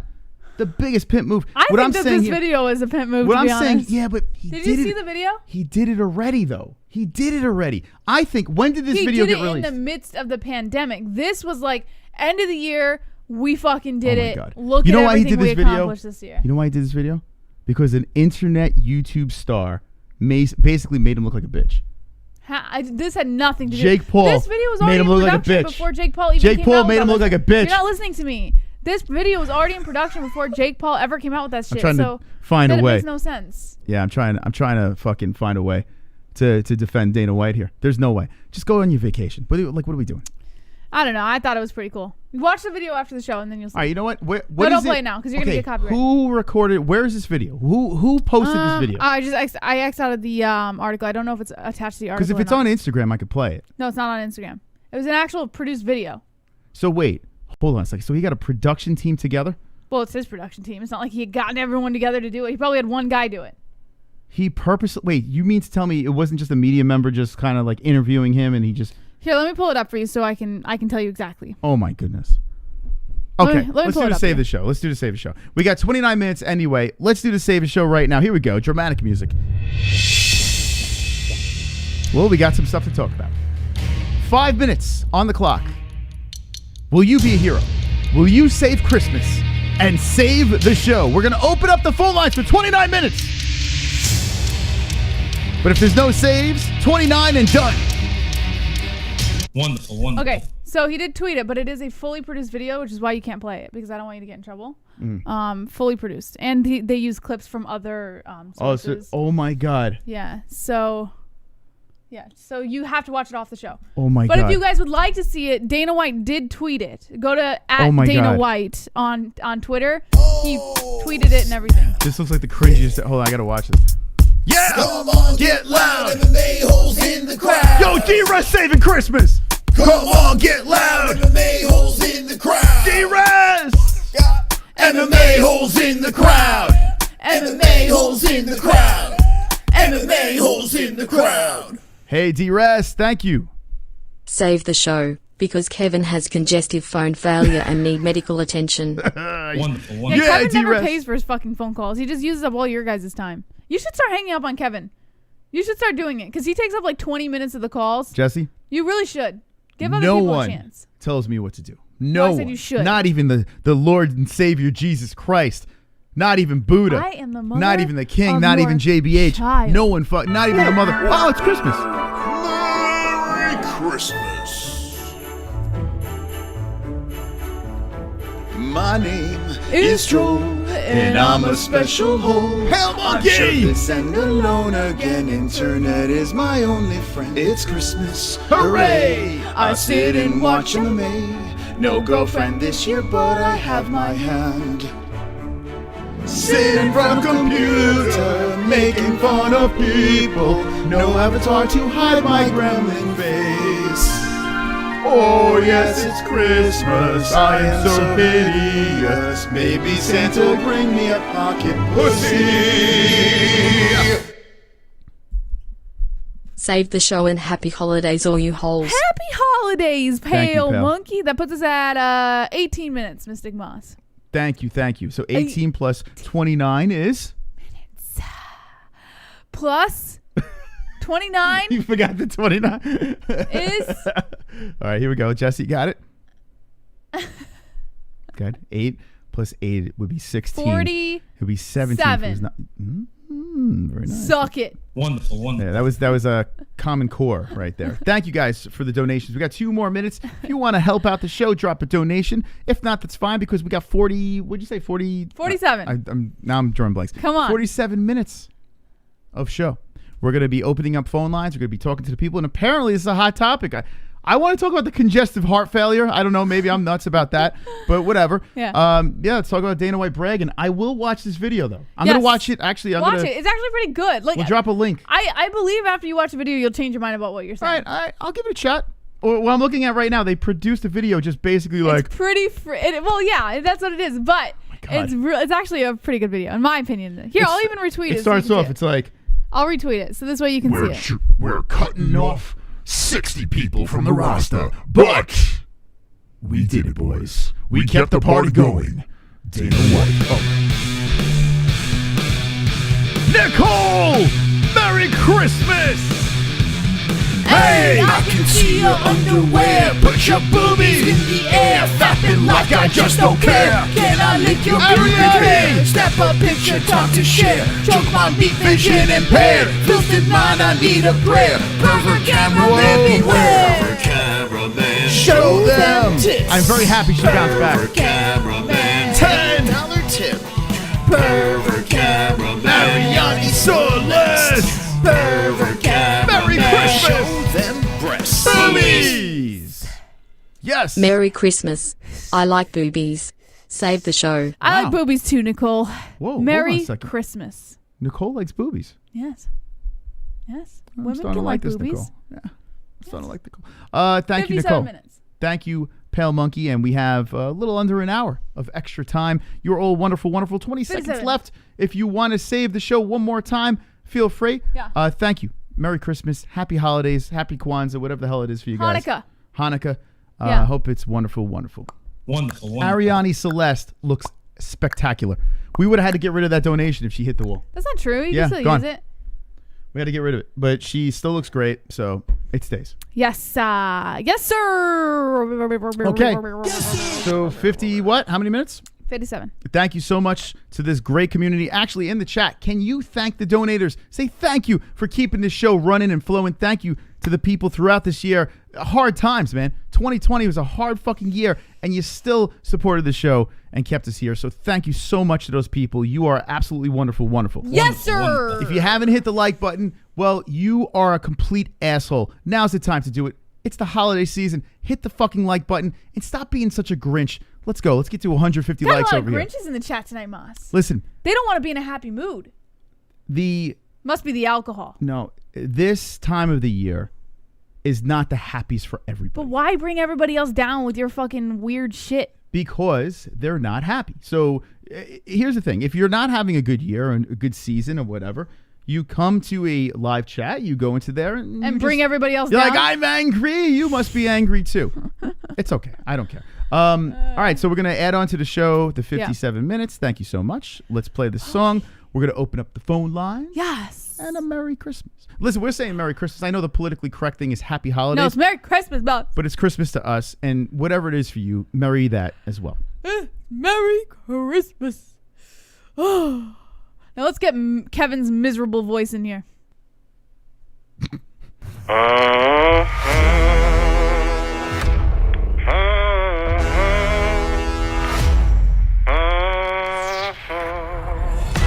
Hello, you're live with the MMA-HOLES. What's your name and what's on your mind? What's up, Jesse and Chris? It's Drunk Savage. No way! Drunk Savage. What's up, Jesse and Chris? It's Drunk Savage. I can't believe you're calling right now. Drunk Savage, what's on your mind? Not much. Wonderful, wonderful. I have a respect for everybody in the chat. MMA-HOLES. Vlad's one of them. Kevin from Chicago. AMH, I mean the knitter. I'm just enjoying this. I can hear you. Hi, this is Philly. We have Sean Hart. Hey there, what? What's up, man? What's up, Pulse? Oh, it's Justin Jr. Fuck you, clone. So Kaino, Gaylord. RX. Mark Rowe, Heavy Mike Rowe, D-Russ, Sean Man, Vigo, Big Bob, Basically Dragon White, Nick Slee, Vigo South, Crunchy Down, Shannon Stewart, Bro, hell yeah, Ben Simmons, PC 2.0, Peter Phillies, Jeremiah. Hey, Lee W. Michael Angelo. MMA-HOLES. Man, what a wonderful, wonderful community. Wonderful. Wonderful. Oh, I feel it. I feel good. I feel sexy. I feel swole. Let's then later slap this. All I right. like biting your shoulder. I know. I had to go to the bathroom and wipe your face off my shoulder, too. What? Nah, that's all right. I still love you, Jesse. You're the best. I spit on you. Spit on you. All right. Everybody cheer up in the chat, man. It's the fucking holiday season. All right, everyone take their thumbs out of their asses and put it up over here. All right, just put a thumbs up. It's not going to fucking kill you. By the way, Felony Charles Bennett, my brother from an African-American mother, is coming on Wednesday night. Love that guy. We'll be talking bare knuckle. Yes. And what a way to run into Christmas. What better way than with our friend Felony. So Correct. we'll be having him on Wednesday night. Wednesday night he'll be back on. Correcto mundo. Okay. It's a special thing to come on the show, Jesse. You know, we don't just have anyone come on. You know, we like Charles. He's a very nice guy. Yes, sir. Okay. Let's see. Let's open the phone lines. Okay. All righty. Oh, man. Yo, Kevin is feisty. Yo, Kevin, when you call in. Kevin is drinking. When you call in, Kev, here's the thing. Make sure you got that 1920s TV a little low in the background and the weird fucking war movies going on and whatever. You got like marching bands and shit like that. Just keep it down in the background. 516-522-0267. Okay, let's move this over here. Get it out of the way, Moss. There we go. Yeah, tell me what you're doing in the holidays. How's your holidays doing? I want to know what you think about that whole Geoff Neal situation too, with him fighting congestive heart failure. Yeah, I would like to know about that. And this Dana White thing. Actually, you know what? Congenital. Hold on a second. I'm going to turn the phone lines off. I want to watch this video. No, wait. I want to watch it. But you gotta mute the mic because I don't want it to catch. How can I give an honest opinion though? If I all right, so then you gotta mute the mic for no, put for it on 2 your seconds. computer. Put it on your computer. All right. So here's what we're gonna do. We're gonna drop a link because apparently I just retweeted it on our Twitter. Oh, all right. At the MMA Holes on Twitter. At the MMA Holes on Twitter. It's a Google Hangouts number. Our number. So I don't know how. What's it called? I don't know how Two Joints does it, but he's calling in from Canada. I don't know how you call in from, but that is the number if you can figure it out. Okay, I'm going to watch this video real quick. I'm going to give you, so it is Dana White and the UFC apparently patting themselves on the back. They put it on Twitter. We retweeted it. So go check it out. And then we will, all right, so they're basically showing like Mark Cuban and the NBA. The NBA is a joke. I'm with them on that. Is this too loud? I feel like it's getting. Okay, lower it a little bit. Lower it. You don't have to have it blasting. All right, so we can't show this, so I'm gonna watch this and let you know. Is Flat drunk too, man? Like what is? I am telling you, he is on very thin ice. So I'm just waiting for him to Flat, fuck up. Dude? Just put down the fucking alcohol and start drinking the eggnog. I'm waiting for him to fuck up. He knows. He knows the deal. I don't know. Made it very clear to him. What's going on with this guy? Okay, this guy's all about money.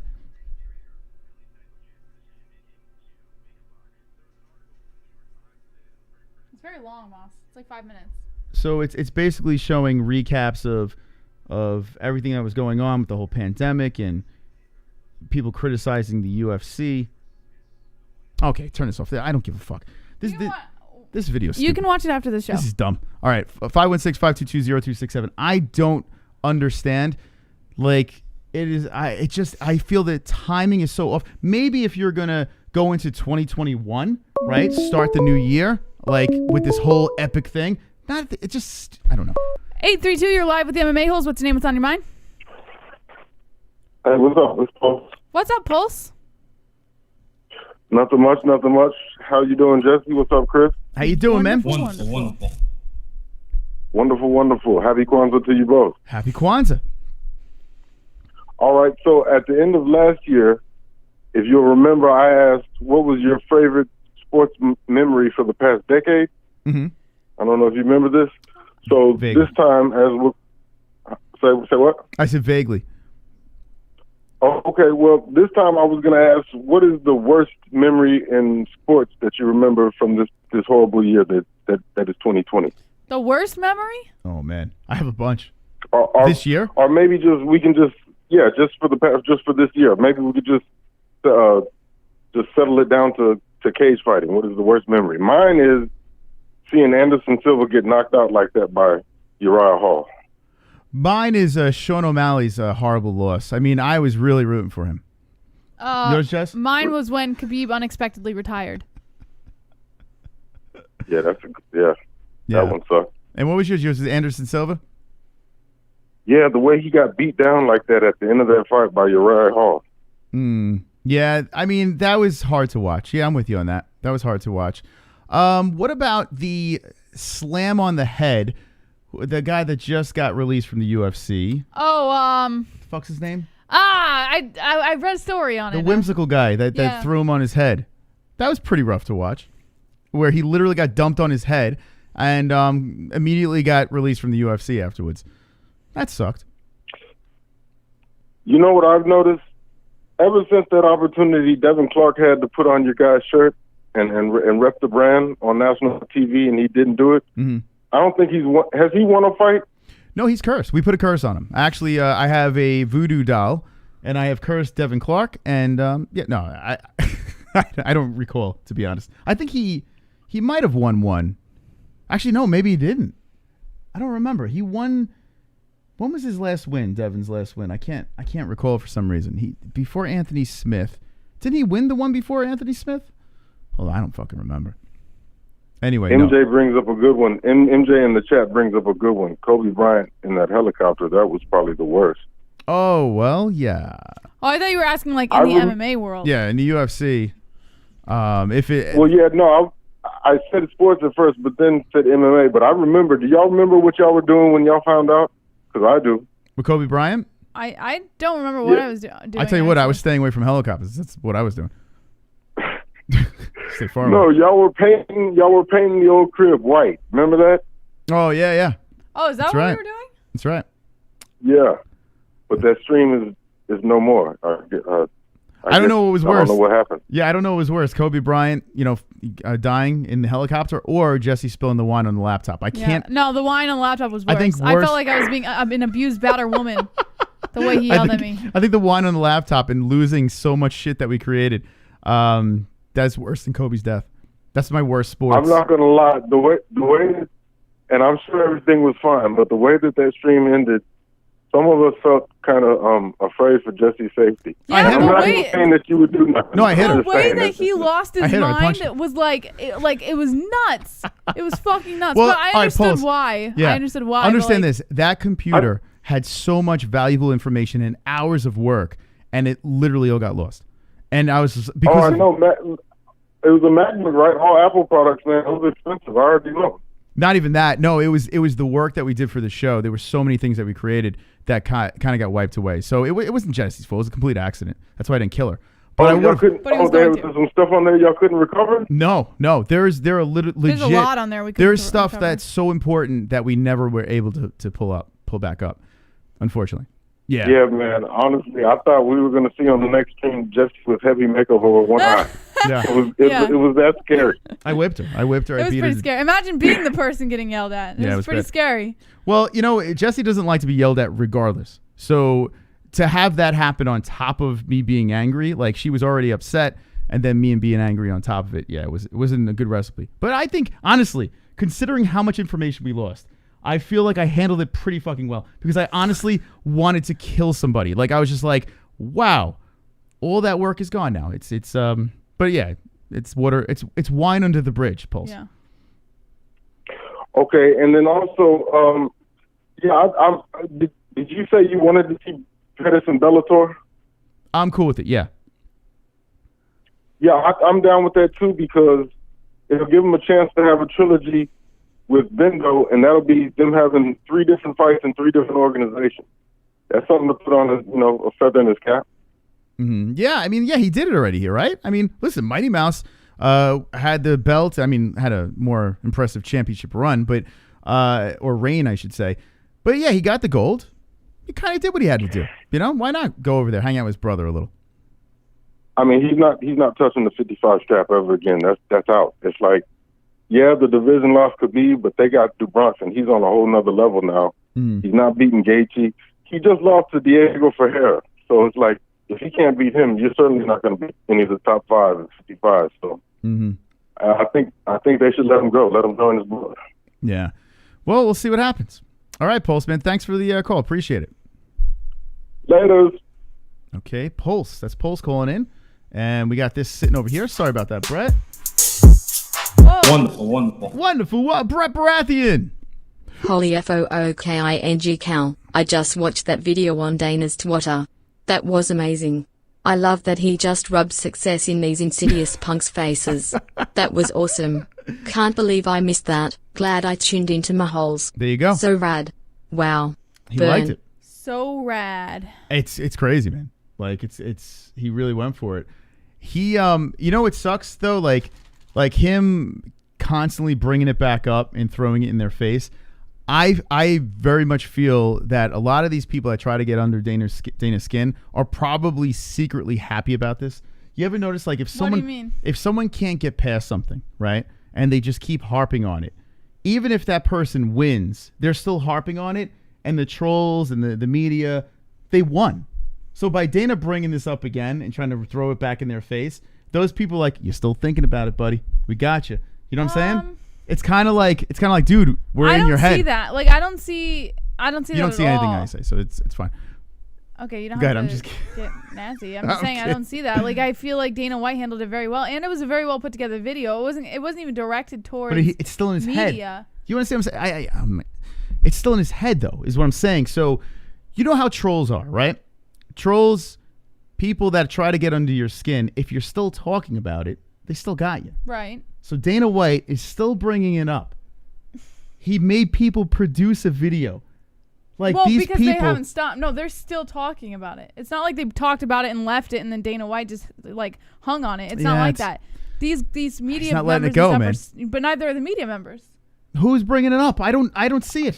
They said he referred to him in the actual video. In the past, they brought it up, but who now is saying, "Oh my God, the UFC did a terrible job"? The only one that I'm Not one human being can say that. In the article was Josh Gross.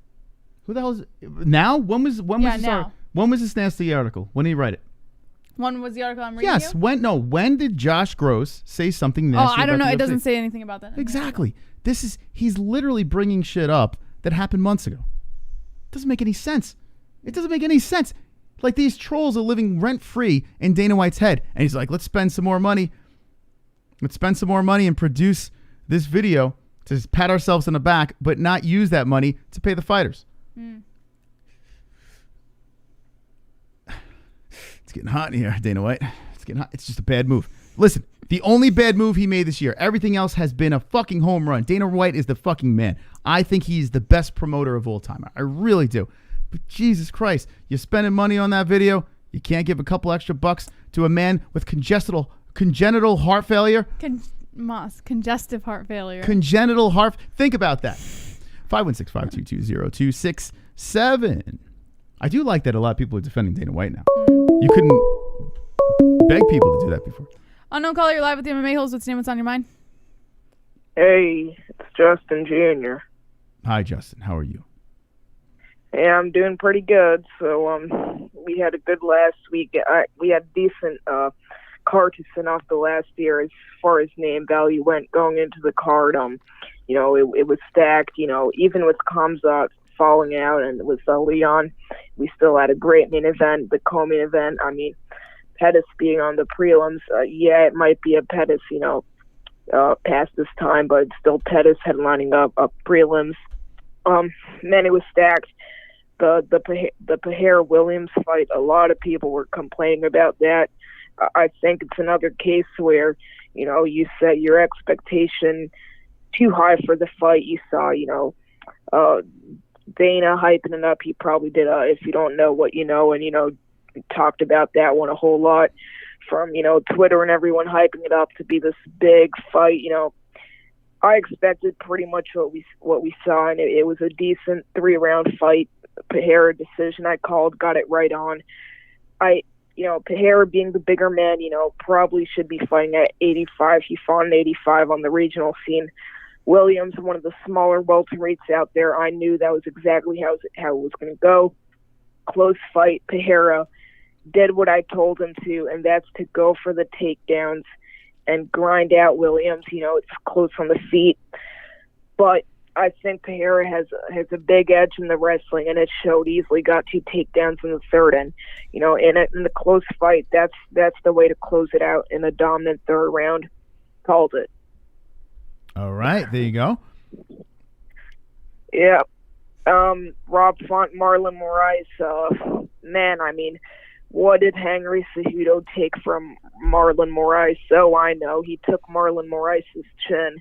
I get a stiff jab is nothing like a normal jab, but Marlon gets wobbled by a jab, gets knocked out thereafter, arguably should be on a 4-fight losing streak. All his 3 losses of his last 4 are by TKO, from dominating the Henry Cejudo for the vacant bantamweight championship a year and a half ago to now being on the skid. It just sucks to see. Yeah, I mean, the guy was right there. He was one of the scariest guys at bantamweight, and then all of a sudden, everything just crumbles, and now we're seeing a shell of what he was before. It's kind of crazy, man. He showed up in great shape once again. He was utilizing his grappling, which was kind of cool to watch, and gets his bell rung. It's wild. Yep, and then the Jillian Robinson fight. Hello? Hi, Justin, are you there? Justin. Yeah, hello, you guys hear me? No, you're breaking up. What'd you say?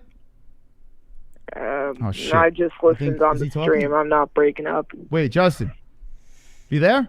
Hey, if you guys don't hear me, I bet you subscribe to my YouTube channel, the MMA Genie. Okay, you hear that? No, what did you say? Man, I know you guys hear me. I listened back on the stream just now. Okay. And what did you All hear? right, guys. But I heard a weird sound. Yeah. Hello? What? It's All breaking right, up. quit the gig. What do you say? Okay, back to what channel should we subscribe to? It was getting a little fuzzy. What'd you say? The MMA Genie. Okay. I know you're probably cutting me off. Now, with a little. What? No, is this true that you are repeating what you said on your channel because someone in the chat is ratting you out? I am a little. I did a recap, but that's basically, the title's UFC Vegas 17 recap. But I'm adding a little bit more to it, you know. Can you add? So if you recap anything that's on your channel, I'm fine with that. But you must have a zinger after everything that you say. So like just a little joke at the end. So I need you to write a joke after every fight that you speak of. I'm not as funny as you guys, but I'll funny. try. Okay, I appreciate that if you try. Thank you. Anything else about the card? I wanted to talk a little on the Robertson fight. I think Robertson's a little overrated. You watch her fights; she shoots for a weak single leg. I know a lot about Robertson. I know she only trains with Jose Shorty Torres, and she used to train at ATT, and then she just let basically Dean be her one and only trainer. I didn't think the weak single legs would work against a very strong Tyler Santos, and worked out how I thought. I know Jillian wanted to face Antonina Shevchenko. I told her that'd be a good fight, and hopefully she gets back on track, man. Sucked to see, man. Yeah, she didn't look good. She didn't. I kind of got swayed too, into the Jillian train. I kind of liked her little momentum here, and yeah, she just got outpowered by Santos. It's kind of tough to watch. I wanted to talk about the vintage Jose Aldo. I say vintage because, man, he was back with those leg kicks, man. He did a little bit of it in the Peter Yan fight, but in this one, I mean, it's clear. I think Jose's back with the leg kicks. He stopped throwing it, I believe, when Frankie checked their fight, checked one of his leg kicks. I believe it was that Brock Lesnar UFC 200 card, but I think he's back with it. People were complaining what he did in the third. Do whatever you got to do to win a fight. If it means I get another check and a check on Tapology, I'll take it. And the main event, pretty good. Reminding me of Home Aldana. Called that one up. What'd you guys do on the card out of 10? I know you guys did pretty good on the main card as well as me. Main card Moss right there. I'm just wondering before I head out what you guys did out of 12. I got 4 wrong. I did. Yeah, I got 1 wrong. I was so pissed at the Hardy fight. That one really drove me insane. And Eubanks. Eubanks did me dirty. I was very disappointed in Eubanks. In fact, I'll never pick her again. Yeah, that's another dog I called Penny Kianza, the slight dog. It's just Eubanks Gas Tank. And talking about Gas Tank, how about Greg Hardy? Looked good with the strike and defended the takedowns, but, I know he's still green, but I think it wasn't so much that he sucks at the ground game. It was just the overall cardio. And brother Dean Thomas and what's that other guy's name? That Rashad Evans over at you guys at ATT, man, get that cardio up, sprinting up the hills, whatever you got to do. It's the cardio. But, yeah, I did better than both of you guys. I believe I got 9 out of 12. It's about 75% in 6 dogs called, right? Justin, you did great. You guys have You did great. I got to say, you did a fantastic job. I'm very proud of you and all your hard work. But could you imagine if I tried? Could you imagine if I watched tape and tried? Like, I don't even try, and I'm, like, right next to you. So could you imagine? And I won. Excuse me. And I won 1 week of Tapology. You never even won a week. And I don't even try. Like, I don't even. Could you imagine if I sat there, threw some popcorn in my mouth, and watched tape? I would be unstoppable. The reason why I don't watch tape is because I don't want to overpower you with my mystical. I mean, it's just too much mystical going on, you know? I got to bring myself down to earth. I think it's a large difference between 68% and 55%, and I'll say that humbly, brother. But happy holidays to everyone in the chat, all my brothers and sisters in the chat. Yes. I'm about to head out. You guys have a great night. Okay, you too, Justin. Justin, thank you. Happy holidays to you as well. And I mean, I got to tell you, could you imagine if I tried? I couldn't imagine. I still haven't gotten the stat about his main event. I still haven't found out. He never pulled that number for me. He pulls all these other numbers, but I said, what happens under the big lights when the main event Moss is in play? I'm almost like, I mean, it's just insane. My numbers are insane, and I don't even try. I legit turn on the stream. Trump. I turn on the stream. I fucking hang with you guys. We read the news. I give you my knowledge.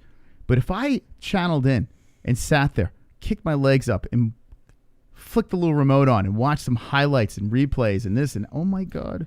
Oh my god! You gotta give Justin credit though for being a young kid who's into the sport and stuff. He does. I honestly I could put money on it that he has. None of his friends are probably as well versed in MMA as he is. He's putting in the time. Yeah. So and there's things that he knows that I don't even know. Like there's times that he's corrected me and I'd be like, oh shit. Yeah, he's putting in the time. He's 13 years old, and when he becomes in his 20s and his 30s, his knowledge. As long as he has a good memory, he's going to be like an encyclopedia. He's going to be like ARIEL HELWANI. Yeah. If you think about it, he could put a date to every fight. Like event. He could literally rattle stats off like that. Yeah. So I've been watching this for 10 years? Like it's not like, and honestly, I'm just like a fucking armchair quarterback over here. I'm not fucking, I don't give a fuck. Like I have my hunches and I'm pretty fucking good at my picks considering I don't give a fuck. I'm still good. Like, so it's just like, it just comes natural to me. Some people have to work hard for it, and some people it comes natural. Hence the mystical of Moss. Yeah. 516-522-0267. Get your calls in and let's talk. Good. Justin's a good kid, though. He really is. Yeah. His channel is very good, and you should subscribe for sure. Yes, sir. All right, 516-522-0267. Now you may call in and try and get in on the lines. Let us know what you thought about the congestive heart failure. That's something we haven't asked them yet, Moss. Yeah, no one's chimed in on it. Well, we haven't had it. 719, you're live with the MMA Holes. What's your name? What's on your mind? It's Kevin. How you guys doing? Wonderful, wonderful. I've got a couple of fun questions for you guys. The first one is, what's your favorite fight of the year? Favorite fight of the year? Oh, my goodness. Gaethje Khabib. That was your favorite? Izzy's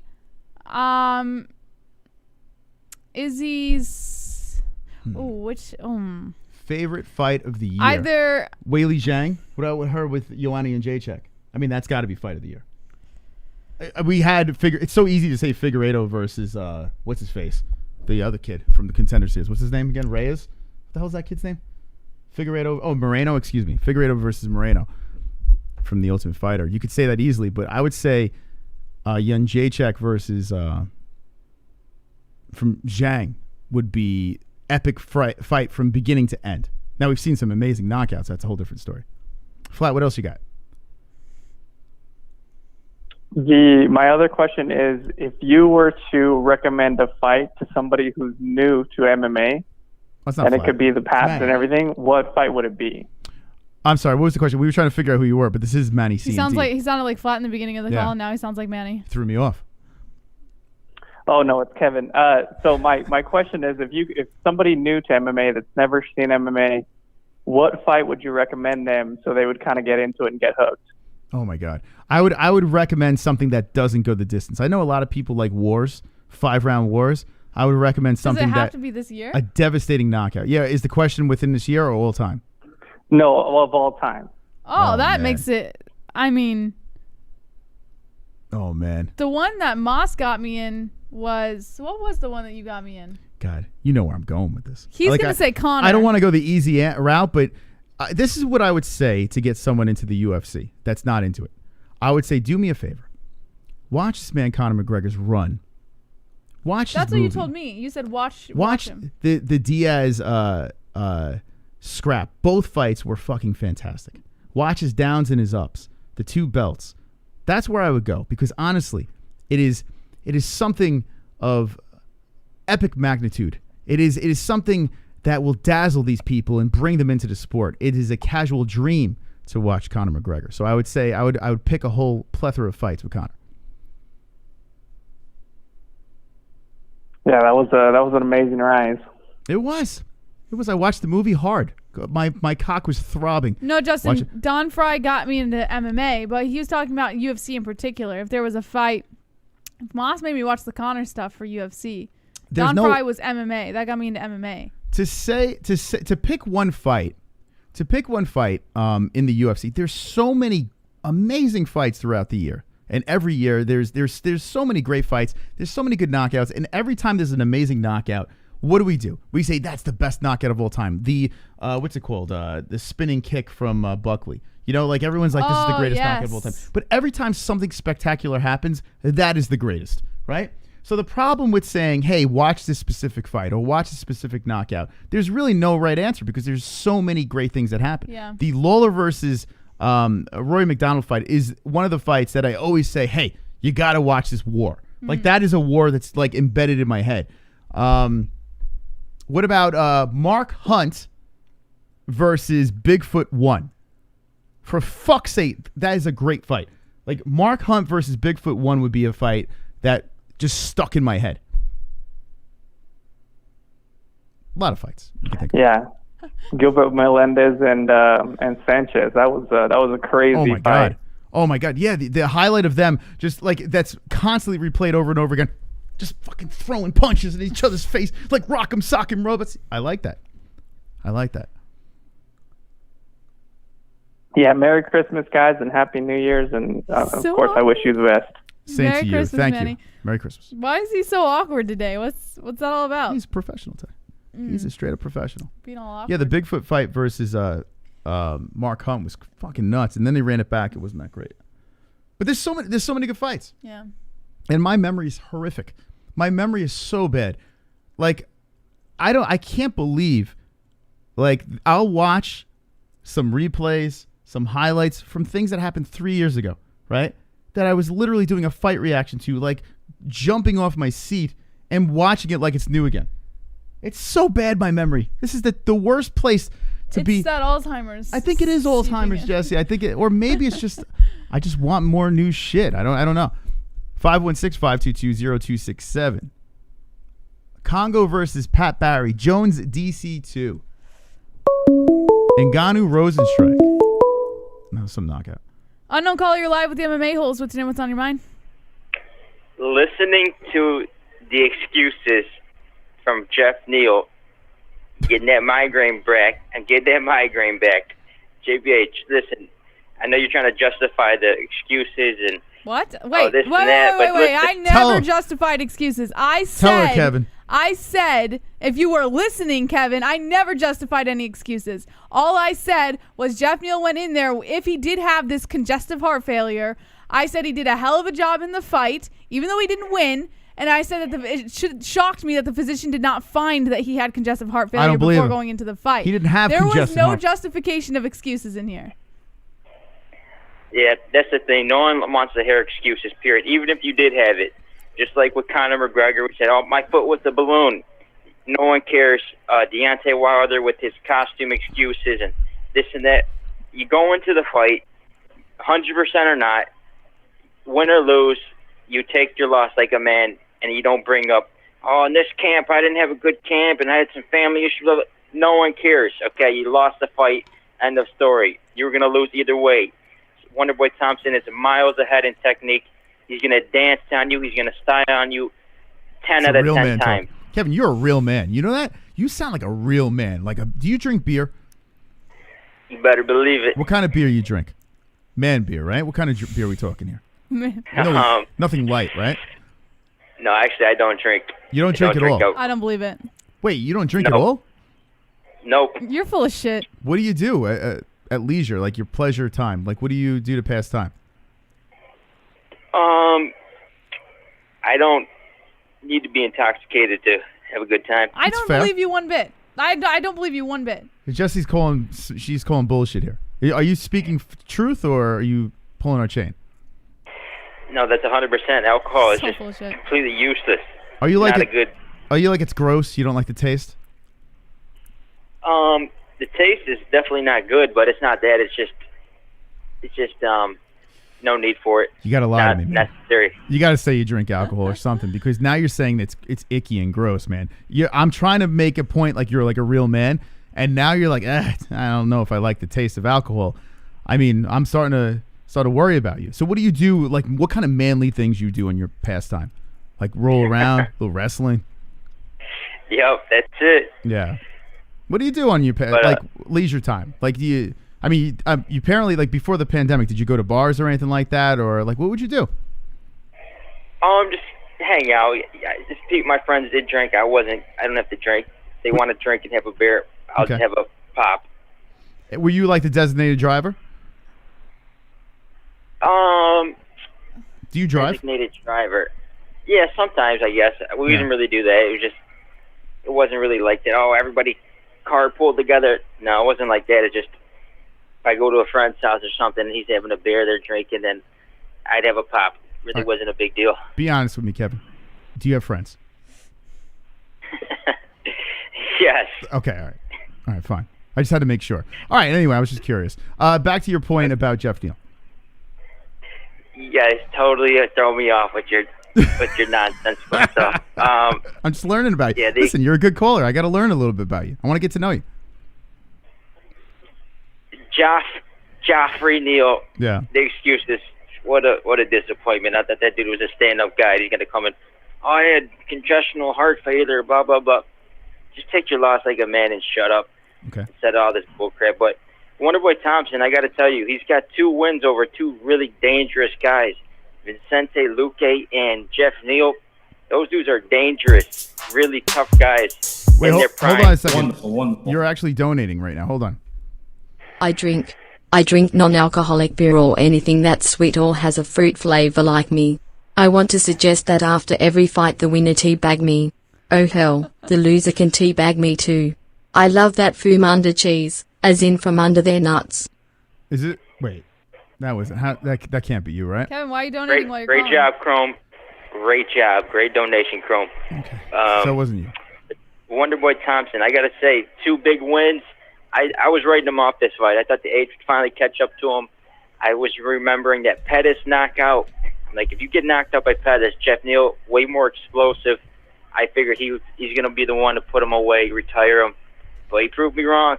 Wonderboy still got it. And I think he can cause a lot of problems for someone like Usman. Based off his movement, counter-striking. Usman's real flat-footed, likes to plot forward. Wonderboy can style on him. Yeah, we're on the same page. I think he could be problematic too. No doubt. And as far as who was the co-main event? Nice to see Aldo get a win. How about Marcin Tybura? It was funny. I like going through the chat and watching other people pissed off, rooting for Greg Hardy, just saying, "Oh, come on, Greg, pull this through." I'm glad Marcin Tybura weathered the storm, destroyed that creep, knocked him out, got him out of there. So great job to Marcin Tybura. Shout out to my kinfolk, Sean Hart, Polish Power. Right. And how about this? What was I going to say? Marlon Moraes. I mean, man, that dude looks like the one-hit man. He was destroying everybody. And I guess like Justin Jr. said, Henry Cejudo just took his soul. 2-fight losing streak, knockouts back to back. I think he should have took more time off. That's a shame. But other than that, JBH, you crying about me not donating. I donate hundreds of dollars to this channel. Some people don't donate a cent. So just show some more respect, gratitude. Yeah, you donate for hundreds your of viewers, dollars. your donations, Yeah. for your listeners, for your loyal contributions. Other than that, Okay. Who was crying again? That was Kevin from Chicago. We learned a lot. I recall just saying that you use up everybody's time. We learned a lot from Kevin. 516-522-0267. Give us a call. Let's chat. We got 30 minutes of show left, and it's wonderful, wonderful. Wonderful. Love to hear your purty voices. This is the last time we get to speak before Christmas. So, want to hear a little bit from everybody. 509, you're live with the MMA-HOLES. What's your name? What's on your mind? It's Nicole. Wait, hold on. Lower the background. I did. I went to the other room. Oh, it's Nicole. Oh, shit. Look at it. Nicole, how you doing? Good. How are you? Wonderful. Go figure. Kevin needs to just stop calling. He's a bitch. Oh. Yeah, I agree, bro. I agree. Nicole, do you drink beer? I do not. No. But I drink vodka. You drink. Oh, okay. So you like to cut to the chase, if you know what I'm saying. You know? Kinda. Yeah. See, you know where it's at. You got to teach Kevin a little something. Pale's the beer drinker. Yeah. Pale's the beer drinker. Okay. Fair enough. He's a real man. Pale's a real man, right? Well, I would think so. Well, I think so. I think so, too. How did you guys meet? We went to high school together. Ooh, high school sweethearts. That's high school sweethearts. What's the secret? How long have you guys been together? Almost 5 years. Oh, 5 years. Oh, so you have time to not like each other. So what? What's the matter with Wait, hold on. So you were let me do the There's math. always time to not like somebody. Wait, so 5 years. Hold on a second. So how old are you? So you never asked a lady her I'm age. 37. 30. Oh, wait, hold on a second here. So you were high school sweethearts, and then you kind of fell. No. Okay. No. Let's clarify. No Yeah. high school sweethearts. I dated his friend during high school. We lost apart. You slut. Like went our separate ways. Yeah. And then came and found each other in our 30s. Wow. You know what's funny? My friend, I actually have a friend that has a very similar story. You know, that happens a lot more often than you think. Yeah, where they were kind of. You thought Pell was a handsome man in high school, correct? He was a handsome man in high school. Yeah. You say was. What does that mean? So he's not a handsome man now? Like, I'm not. No, he's very handsome. That's not what I'm Oh, saying. okay. Jesus Christ. Listen, I was getting a little worried there. So you were attracted to Pale in high school, right? But you were with his friend. Unfortunately. Okay. And now, has Pale ever said to you, like in high school, like, hey, you know, he's my friend and everything, like to get between them legs? No. Okay. Yeah, that wouldn't have been a good move, Did right? you ever did you ever get vibes off of Pale in high school, or was that not until later? No, we never really hung out. Really? That's interesting. Yeah. That's wild, huh? Our parents just knew each other. Oh, wow. Holy cow. So things fall apart. You're with this other person, right? And you run into Pale. How did you guys meet back up again? On a dating app. What? Wait, hold on a second. So wait, hold on. So by coincidence, you're on this app and you wind up running into the guy that you went to high school with. Yeah. Who's bigger, Pale or his friend? Oh my God. Nicole? What do you mean as in bigger? Pale's taller. You know what I mean, Nicole. Nicole's talking about his dick. I mean, Look, Jess is talking about his dick. I don't kiss and tell. That's my That is business, unbelievable. not the world. I can't even believe she asked that. That's something I would ask, and I'm very offended by this. Nicole, could you believe this? Hey, some girls just talk about different things. Nicole, if it makes you feel any better, I'm following a black guy. So, I mean, Pale, listen, don't worry about it, but Jesse had Malcolm, so I'm in trouble. Anyway, so that's great. You It's found so fucking stupid. you you found a what's it called? A high school sweetheart on an app. So when you met each other on the app, how did you guys you just like, holy shit, I went to high school with this person? I was like, what the fuck are you doing on Zap? He's like, probably the same thing you're doing. Wow. So what was Pale doing in the meantime? Was he fucking your friend? I don't know. Oh, okay. You should ask him. I didn't pay attention to what he was doing at the time. It's only fair, man. You know? An eye for an eye, Nicole. You know what I'm saying? Was Pale like a weirdo in school? Yeah. Who was the weirdo? Was Pale what? Who was the weirdo? You or Pale? Why are you assuming one was He a was weird? really There's always quiet. one weirdo in school. He was quiet? He's always really quiet. Okay. Were you like very outgoing in school? Hell no. No, huh? Okay. I was one of the ones that was knocked up in high school. Were you really? Oh my God. What did your I was parents think? 17 and had a baby at 18. Wow. You were a good time. And then I had a baby. Wait, was it Pale's friends? 11 months. No. Wait a minute. No. So wait, you were okay. All right, now I need to hear this story. You were a good time. I was being a hoe, okay? All right, you are not One Eye Nicole anymore. You are Nicole the Hoe, right? No. I was not being a hoe. Okay. I slept with somebody and got pregnant, and I had my daughter. You sound like a good And now time. she's though. almost 20 years old. I'm going to say this. I think Pale's a very lucky man. I feel that Pale has a party girl. Like he has a, like when the lights. No. When the lights go Pale off. is a very boring girl. But when the lights are shut off, right? And you guys slip into bed together, the freak comes out. Let's be honest, Nicole. You know, I called to talk about CHS, and it gets flipped on me, and now we're talking about something totally different. Welcome to the MMA All right, holes. so you're a freak. All right. So, yeah, what would you call for? What's on your mind? ¿Qué pasa? Well, you can't just get a physical and just be like, you have CHF. If he knew that he had it before and he didn't disclose, that's on him, not That's the what I'm UFC. saying. Yeah, that's what I'm saying. Like, if what you're saying is correct and a physician couldn't have caught it, then there's no reason for anyone to have any liability except for himself. You know what I mean? Like Exactly. Unless, like I said, if he didn't disclose, that's on him. And if they didn't put it in his medical records and he didn't release it to him, that's on him. Yeah. Mm-hmm. Because you can't release medical records without a signature. So I just want to just clarify this because there's probably new people coming in. Geoff Neal said he had congestive heart failure before the fight. He was allowed to fight, and we're trying to get to the bottom of this. And I think it's a little fishy, but Nicole's clearing up this situation right now. I'm not saying I'm clearing it up, but I can help shed some light on the situation. Okay. I deal with it enough at work. Yeah. And Are you a nurse? I am actually a certified nursing assistant. Okay. Interesting. Look at you.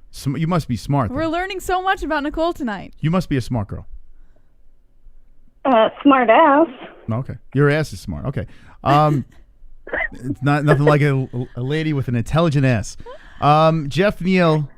So what do you think about this then? Now, like he fight. Do you think it was smart for this man? Can I get congestive heart failure by hugging someone who has congestive heart failure? It's not contagious, Jesse. Congestive heart failure. It's not like Nicole, please answer this question. It is not. You cannot get that. It's not contagious. If I share a soft drink with somebody that has congestive heart failure, will I contract it? No, you cannot. The only way you can get it is genetics. Oh, okay. If it's genetic in your family, I got or nervous. you just get it. Okay. There's all kinds of things you can do. Okay, so it's not like coronavirus. No, it's not like the Rona. Okay, what do you think of the coronavirus? You seem like you know a lot about this stuff. Fuck the Ronavirus. Yeah, I'm tired of wearing full out riot gear when I go into a house to go work with somebody. Yeah. This is a nursing assistant talking. She's saying fuck coronavirus. Okay. I'm with you. Well, when you have to wear a mask, an N95 mask, a shield, plus I have my glasses on top of it, plus I have to wear a gown in there, and booties on my feet, it sucks. Yeah. Do you ever role play when you're home with Pale? Like nurse? Like hello nurse? No. Oh, okay. You should try it tonight. No. And let me know how that goes. All right. Now I'm getting asked where's this fucking beer. All right, Nicole. Hey, thanks for the call. Appreciate it. Have a good night, you guys. Merry Christmas. Happy New Year. Merry Christmas, Happy New Year. Nicole. Nicole. Mom, she kept her on longer. That was actually entertaining. She's I'm great. learning new stuff about her. Nicole and Pale, I have to say thank you very much. They are very supportive of the show. So thank you. Wonderful. Nicole's I ruined her vagina. Now when she and Pale have sex, it's like throwing a sweet cigar down a hallway. I cuckolded Pale. Enjoy me sloppies. Oh, I should have left her on. Nicole's ex. I didn't darn. think he would. I didn't think he was here. Okay. Man, oh man. Thank you, Nicole's ex. That's very nice of you. Oh, God. 516-522-0267. Hey, Merry Christmas. Happy New Year. All that fun stuff. We're having a little fun on a Monday night. We were discussing Geoff Neal and his congestive heart failure. So I'm glad to know that I can't get it just by being around him. It's not. I was actually looking at his picture. I thought I might catch it. But thankfully, that's not the case. Yeah. Oh, we have great news here, Jess. What? I was gonna do a bit. You know, I was all proud of myself for putting my mouth on Geoff Neal's face. Oh, on Saturday? You want to talk to Geoff Neal? Nah. About his congestive heart failure? I think he's here. No, I'm good. No, you don't want it? Yeah. I was gonna go there, but it might go awry. All right, so 516-522-0267. That'll be a bit for the next show. Yeah. By the way, next show, Wednesday night, Felony Charles Bennett will be live with us. We'll discuss the aftermath of Bare Knuckle FC. No, caller, you're live with the MMA holes. What's your name? What's on your mind? It's Drunk Savage. Oh, hey, Drunk. How you doing? Drunk? All right. Oh, You're damn. fucking He hung retarded, up. dude. I don't think that was him. 516-522-0267.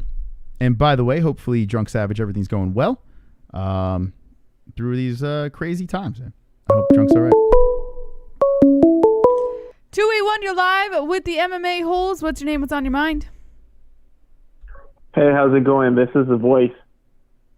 Hello, Voice. How are you guys doing tonight? Wonderful. Hey, so you guys thought the other guy that called in was me. I'm disappointed. Yeah, I don't even know anymore because you and Flat. You guys sound exactly the same. Yeah, you guys are like twins. Is this Manny or is this This Flat? is Manny. This is definitely Manny. Has to be. No, this is Manny. I thought for a second I was calling in when I was hearing the show. I was like, this guy sounds just like me. Yes. Didn't he sound? I thought only I was cursed with his voice, but apparently more people are. Wait, Sounds so that really just wasn't like you? No, it wasn't me. So who That's why I was like, wait a second, why are they saying Manny? Wow, that's fucking nuts, man. That actually threw me off. So yeah, usually I'm on the money with that They stuff. sound exactly the same. All right, it could be him. All right, anyway, what's going on? Yeah. No. Yeah, it was not me. I swear. That's freaky. Now I'm kind of concerned. You have a doppelganger So out I was there. going yeah, I guess so. What was it? As far as like things go on for, the end of the year coming, and I was going to next year, the things that I was going to kind of see what you guys thought. Next year, my prediction is that only Izzy remains champ. Everyone else of the males is going to lose, and Amanda remains champion, and Shevchenko remains champion, but Wiley's going to lose. Really? What do you guys think? Do you think Stipe loses his belt? Everyone but the people that I called. Yeah, I think it's very possible Stipe loses his belt. Even Usman? Usman is the guy I was going to throw out there. Really? I have Burns beating him. My problem with Izzy, though, is now with him dancing at different weight classes, I do feel that there's going to be a blemish on his record. I feel that's inevitable in 2021. I like... Exactly. What's that? Okay. Yeah, I like Usman. Out of that mix, I like Usman. The reasoning is I think he's very good, and he doesn't stay very active. So less chance of losing the strap. I'm definitely going Usman. What about you, Jesse? You think someone's going to remain champ or lose it? I mean, I'm with you. I think Izzy, for sure, is going to hold on to his belt. In fact, I wouldn't be surprised to see him get the light heavyweight belt. Well, I mean, you got to throw Amanda Nunes, too, if she doesn't retire. Yeah, Nunes will probably keep her belts. No one's taking that thing. Izzy will keep his belts. She's never losing. No. And I would argue Shevchenko, you're right. Shevchenko will keep her belt. But Can you go back up, Moss? What if Shevchenko fights Weili Zhang? What if they dance? Oh man, Zhang is a fucking animal. I don't know, man. That's tough. Zhang is a brutal fighter. Oof. I might even go Zhang in that one. As bizarre as that fucking sounds, because Shevchenko's such a good fighter. You know what? I'm gonna. Fucking A. This is tough. I don't know. I can't pick right now. Yeah, I look at Nunes for sure, and Kamaru Usman. Those are two guys I feel are going to be and still the rest of 2021. Yeah, and I you know what? Those are probably the safest bets. Yeah. And like I said, I would probably add Izzy to that. I just don't see anyone in 185 beating Izzy. Mm-hmm. Yeah, I agree. Fair enough. Anything else? The other thing is, does this Khabib thing happen? What Khabib thing you talking about? Him defending 30-0? Fighting. I'm still going to say yes. I'm going to say one more dance, 30-0, but we might have to wait a little bit for it. But I have a feeling he's going to be sucked back in for one more. Who does he fight though?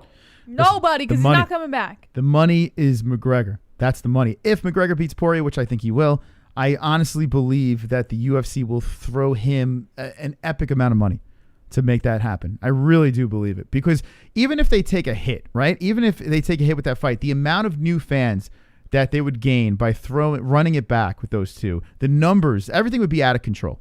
You know? They could sell a ton of merch. Actually, they won't lose money. There's no way they're going to lose money on that. They'll find a way to pay the man for that. You don't think the 30-0 would be against GSP? You don't think that that's going to happen? It sounds great. Like 30-0 GSP sounds great. I just feel like that's like Tony and Khabib. Like I think it's the same thing. It's like it just sounds fantastic. It's just never going to happen. And especially that Khabib wants to do that at 155. If Khabib pulls out, that whole, decides, hey, you know what? I don't want to cut to 155. Let's go. 170, that's cool. Or some weird ass catch weight shit. Then yes, but I don't see that happening. I think Khabib is serious about staying at 155. Nice. And last thing, what was it? They were talking about what fight would you show to get someone into MMA. The two that come to mind is Diego Sanchez versus Gilbert Melendez and Diego Sanchez versus Clay Guida. Interesting. The stare down. Yeah. Oh, dude, that was insane. The stare down alone will turn you into a fan. It sucks what happened to that's an Diego interesting Sanchez. pick. Diego Sanchez, I mean, was such a must-see fighter, even if he lost, like just the insanity going in. And now he's this weird, like whimsical, like bizarro man that it's crazy what he turned into. But then again, if he kept fighting... Is he dating his coach? You think he's dating his coach? Probably. Yes, sir. Yeah, probably. Diego. I think probably. So. Yeah. Hey, too many shots to the head turns him. Anyway. Yeah. We'll leave it at that. All right. Thank you, Manny. All right. Take it easy, guys. That's Merry Manny C. Christmas, man. I can't believe the other guy wasn't Manny C. Imagine that Don't was they him. sound so similar? It might have been him. I don't even know anymore. I don't know. But yeah, I mean, it's a good question. Who would stay? Who would hold on to their belts? I mean, if Khabib is still in the business, you can make the argument. Volkanovski, but then again, he's not very active either. So I don't even know. Max Holloway, I was looking to see what is opening up next year. And how about Max Holloway versus Cater? I mean, that's fantastic. This is opening up 2021. This is what we're going to run into. What a fight. What a fight. 516-522-0267. Call in. Let us know what you think. Right, Moss? Yeah. Yeah. By the way, I saw someone change their name to Geoff Neal's. Yeah, congestive heart. Yeah, that's actually that's wonderful. Unknown caller, you're live with the MMA-HOLES. What's your name? What's on your mind? People were really pissed about the chaos. All right, we got to let other people call in. Yeah. 516-522-0267. How does he always get in? Because he just fucking sits there by the phone and hits redial every 2 seconds. I know there's other people that are trying to get in.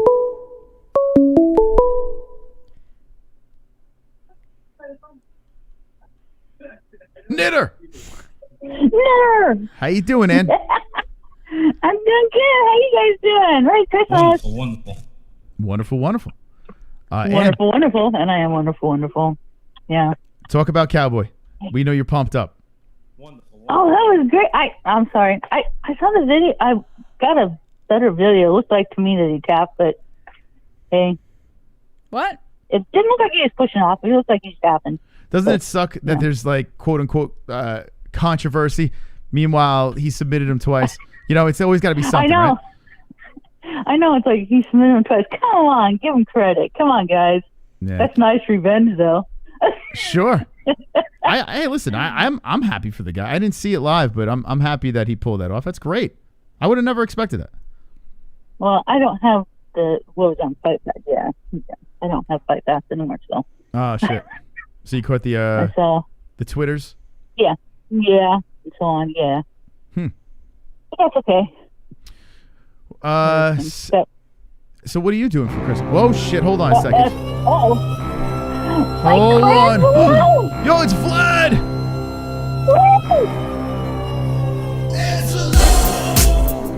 Angelo, Michael, Angelo, Michael, watch out, here he comes with the wrench friend, heart and soul of the holes, Mrs. Steely girlfriend. Time out, trolls. Welcome to the dead end. Cock so big that you can't even comprehend. Lust and chrome, making bitches moan on the timestamp throne while the chat room's stoned. Hold up, save the show, for the tales will be told about Michael Angelo. That's Vlad. Sup niggers, Merry Christmas and all the MMA holes. Thank you. Merry Christmas, Vlad. Merry Christmas, Vlad. Oh, did you hear my voice squeak? Thank you very much. Appreciate that. Merry Christmas, Vlad. Merry Christmas. And listen, let's try to let's get everything out of Van that we can, because I do realize that we only have 8 freaking minutes left in this thing. I didn't realize how fast that went. Yeah. So what's on your mind? Rapid fire. What you got? Well, you were saying, wasn't he saying he had congestive heart failure? Mm-hmm. I don't understand how he could have fought. I'm sorry. It's crazy, right? I almost died of it when I was 21. So really? I got a viral infection and I couldn't do anything. I couldn't hardly breathe, the fluid in the lungs, and yeah. So I don't know what he's talking about. Yeah, it's a little bizarre. Something different. Yeah, it's definitely a bizarre story. Yeah, how do you fight after something like that? And how do you get cleared? How does this work? Yeah, I don't know how he must have got different kind of congestive heart failure that I know of then. I mean, so I don't know I don't know how he could have breathed, but hey, I was in shape back then, so, and stuff like that. I'm not like I am now. So 21, I was in good shape and everything. Yeah. So yeah, I couldn't breathe. I almost freaking died. They couldn't even figure out until they found out. We found in the chat. It was horrible. MJ says it's a Christmas. MJ in the chat says it's a Christmas miracle. So that is the answer. That's it's solved. There you go. That's yep. That makes sense. That makes sense. Yep, makes sense. Oh, yeah, okay. It's crazy though. I'm glad Wonderboy won. That was great. He looked good, actually. Yeah. Who, Wonderboy? You said? Wonderboy. Yeah. Yeah, he did. I still like Wonderboy. What's the secret to his powers? I don't know. Me neither. His secret is his karate. Yeah, there you go. Anything else in your mind, Miss H? That's all I just want to say. Merry Christmas, you guys, and I'll spend Christmas Eve with you guys, and I'm glad you got our package finally. Nice. Yes, finally. We're going to pick it up on Thursday morning. Yes. Merry Christmas, Ann. Merry Christmas. Love you guys. Love Merry you. Christmas. Thank you, Ann. Bye. Bye. Ann H. She's got such a warm little voice.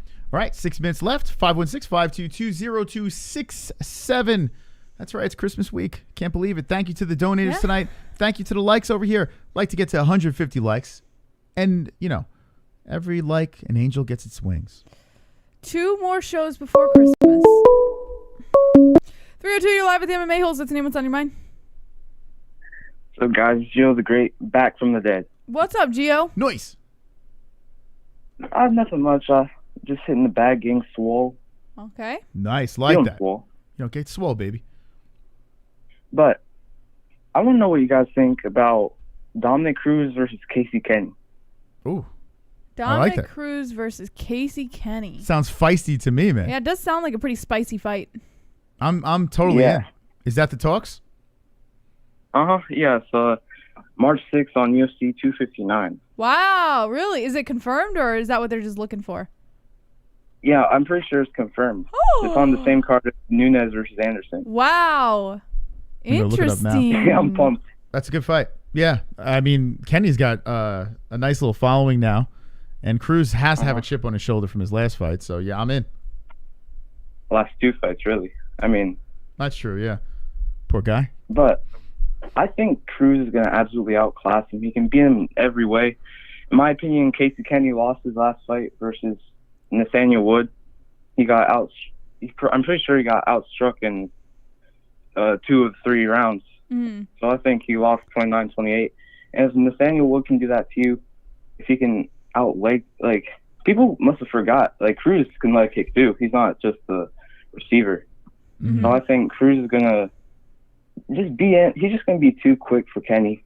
How quick do you guys think Cruz looked versus Cejudo compared to how he used to look in, like, 2010? I thought he looked good. I mean, from the limited amount that we've seen, I wish that we would have seen more. I think he still got that speed. He looked like he was in great shape. Yeah, but I was too biased in that fight because I had Cejudo for that one. That's when I actually liked Cejudo, and I think I was a little biased because I was leaning more like in Cejudo's direction when it came to how well he looked. He's got his hands full this fight. He really does. By the way, we're putting a picture up, and feeling burned by California, so I came home to Arizona for the holidays, and here's a picture of him just fried, like. What? Is this real? Is this like fried off the weed? No, like his whole front of his body is. Oh, Cruz. Yeah, bizarre ass color. It's like I saw that. He looks like a lobster. Yeah. Thanks for the pick, Dominic Cruz. I'm gonna jerk off to this later. But yeah, Cruz is also going to be able to wrestle him a lot. He's gonna do you guys remember Demetrius Johnson versus Dominic Cruz?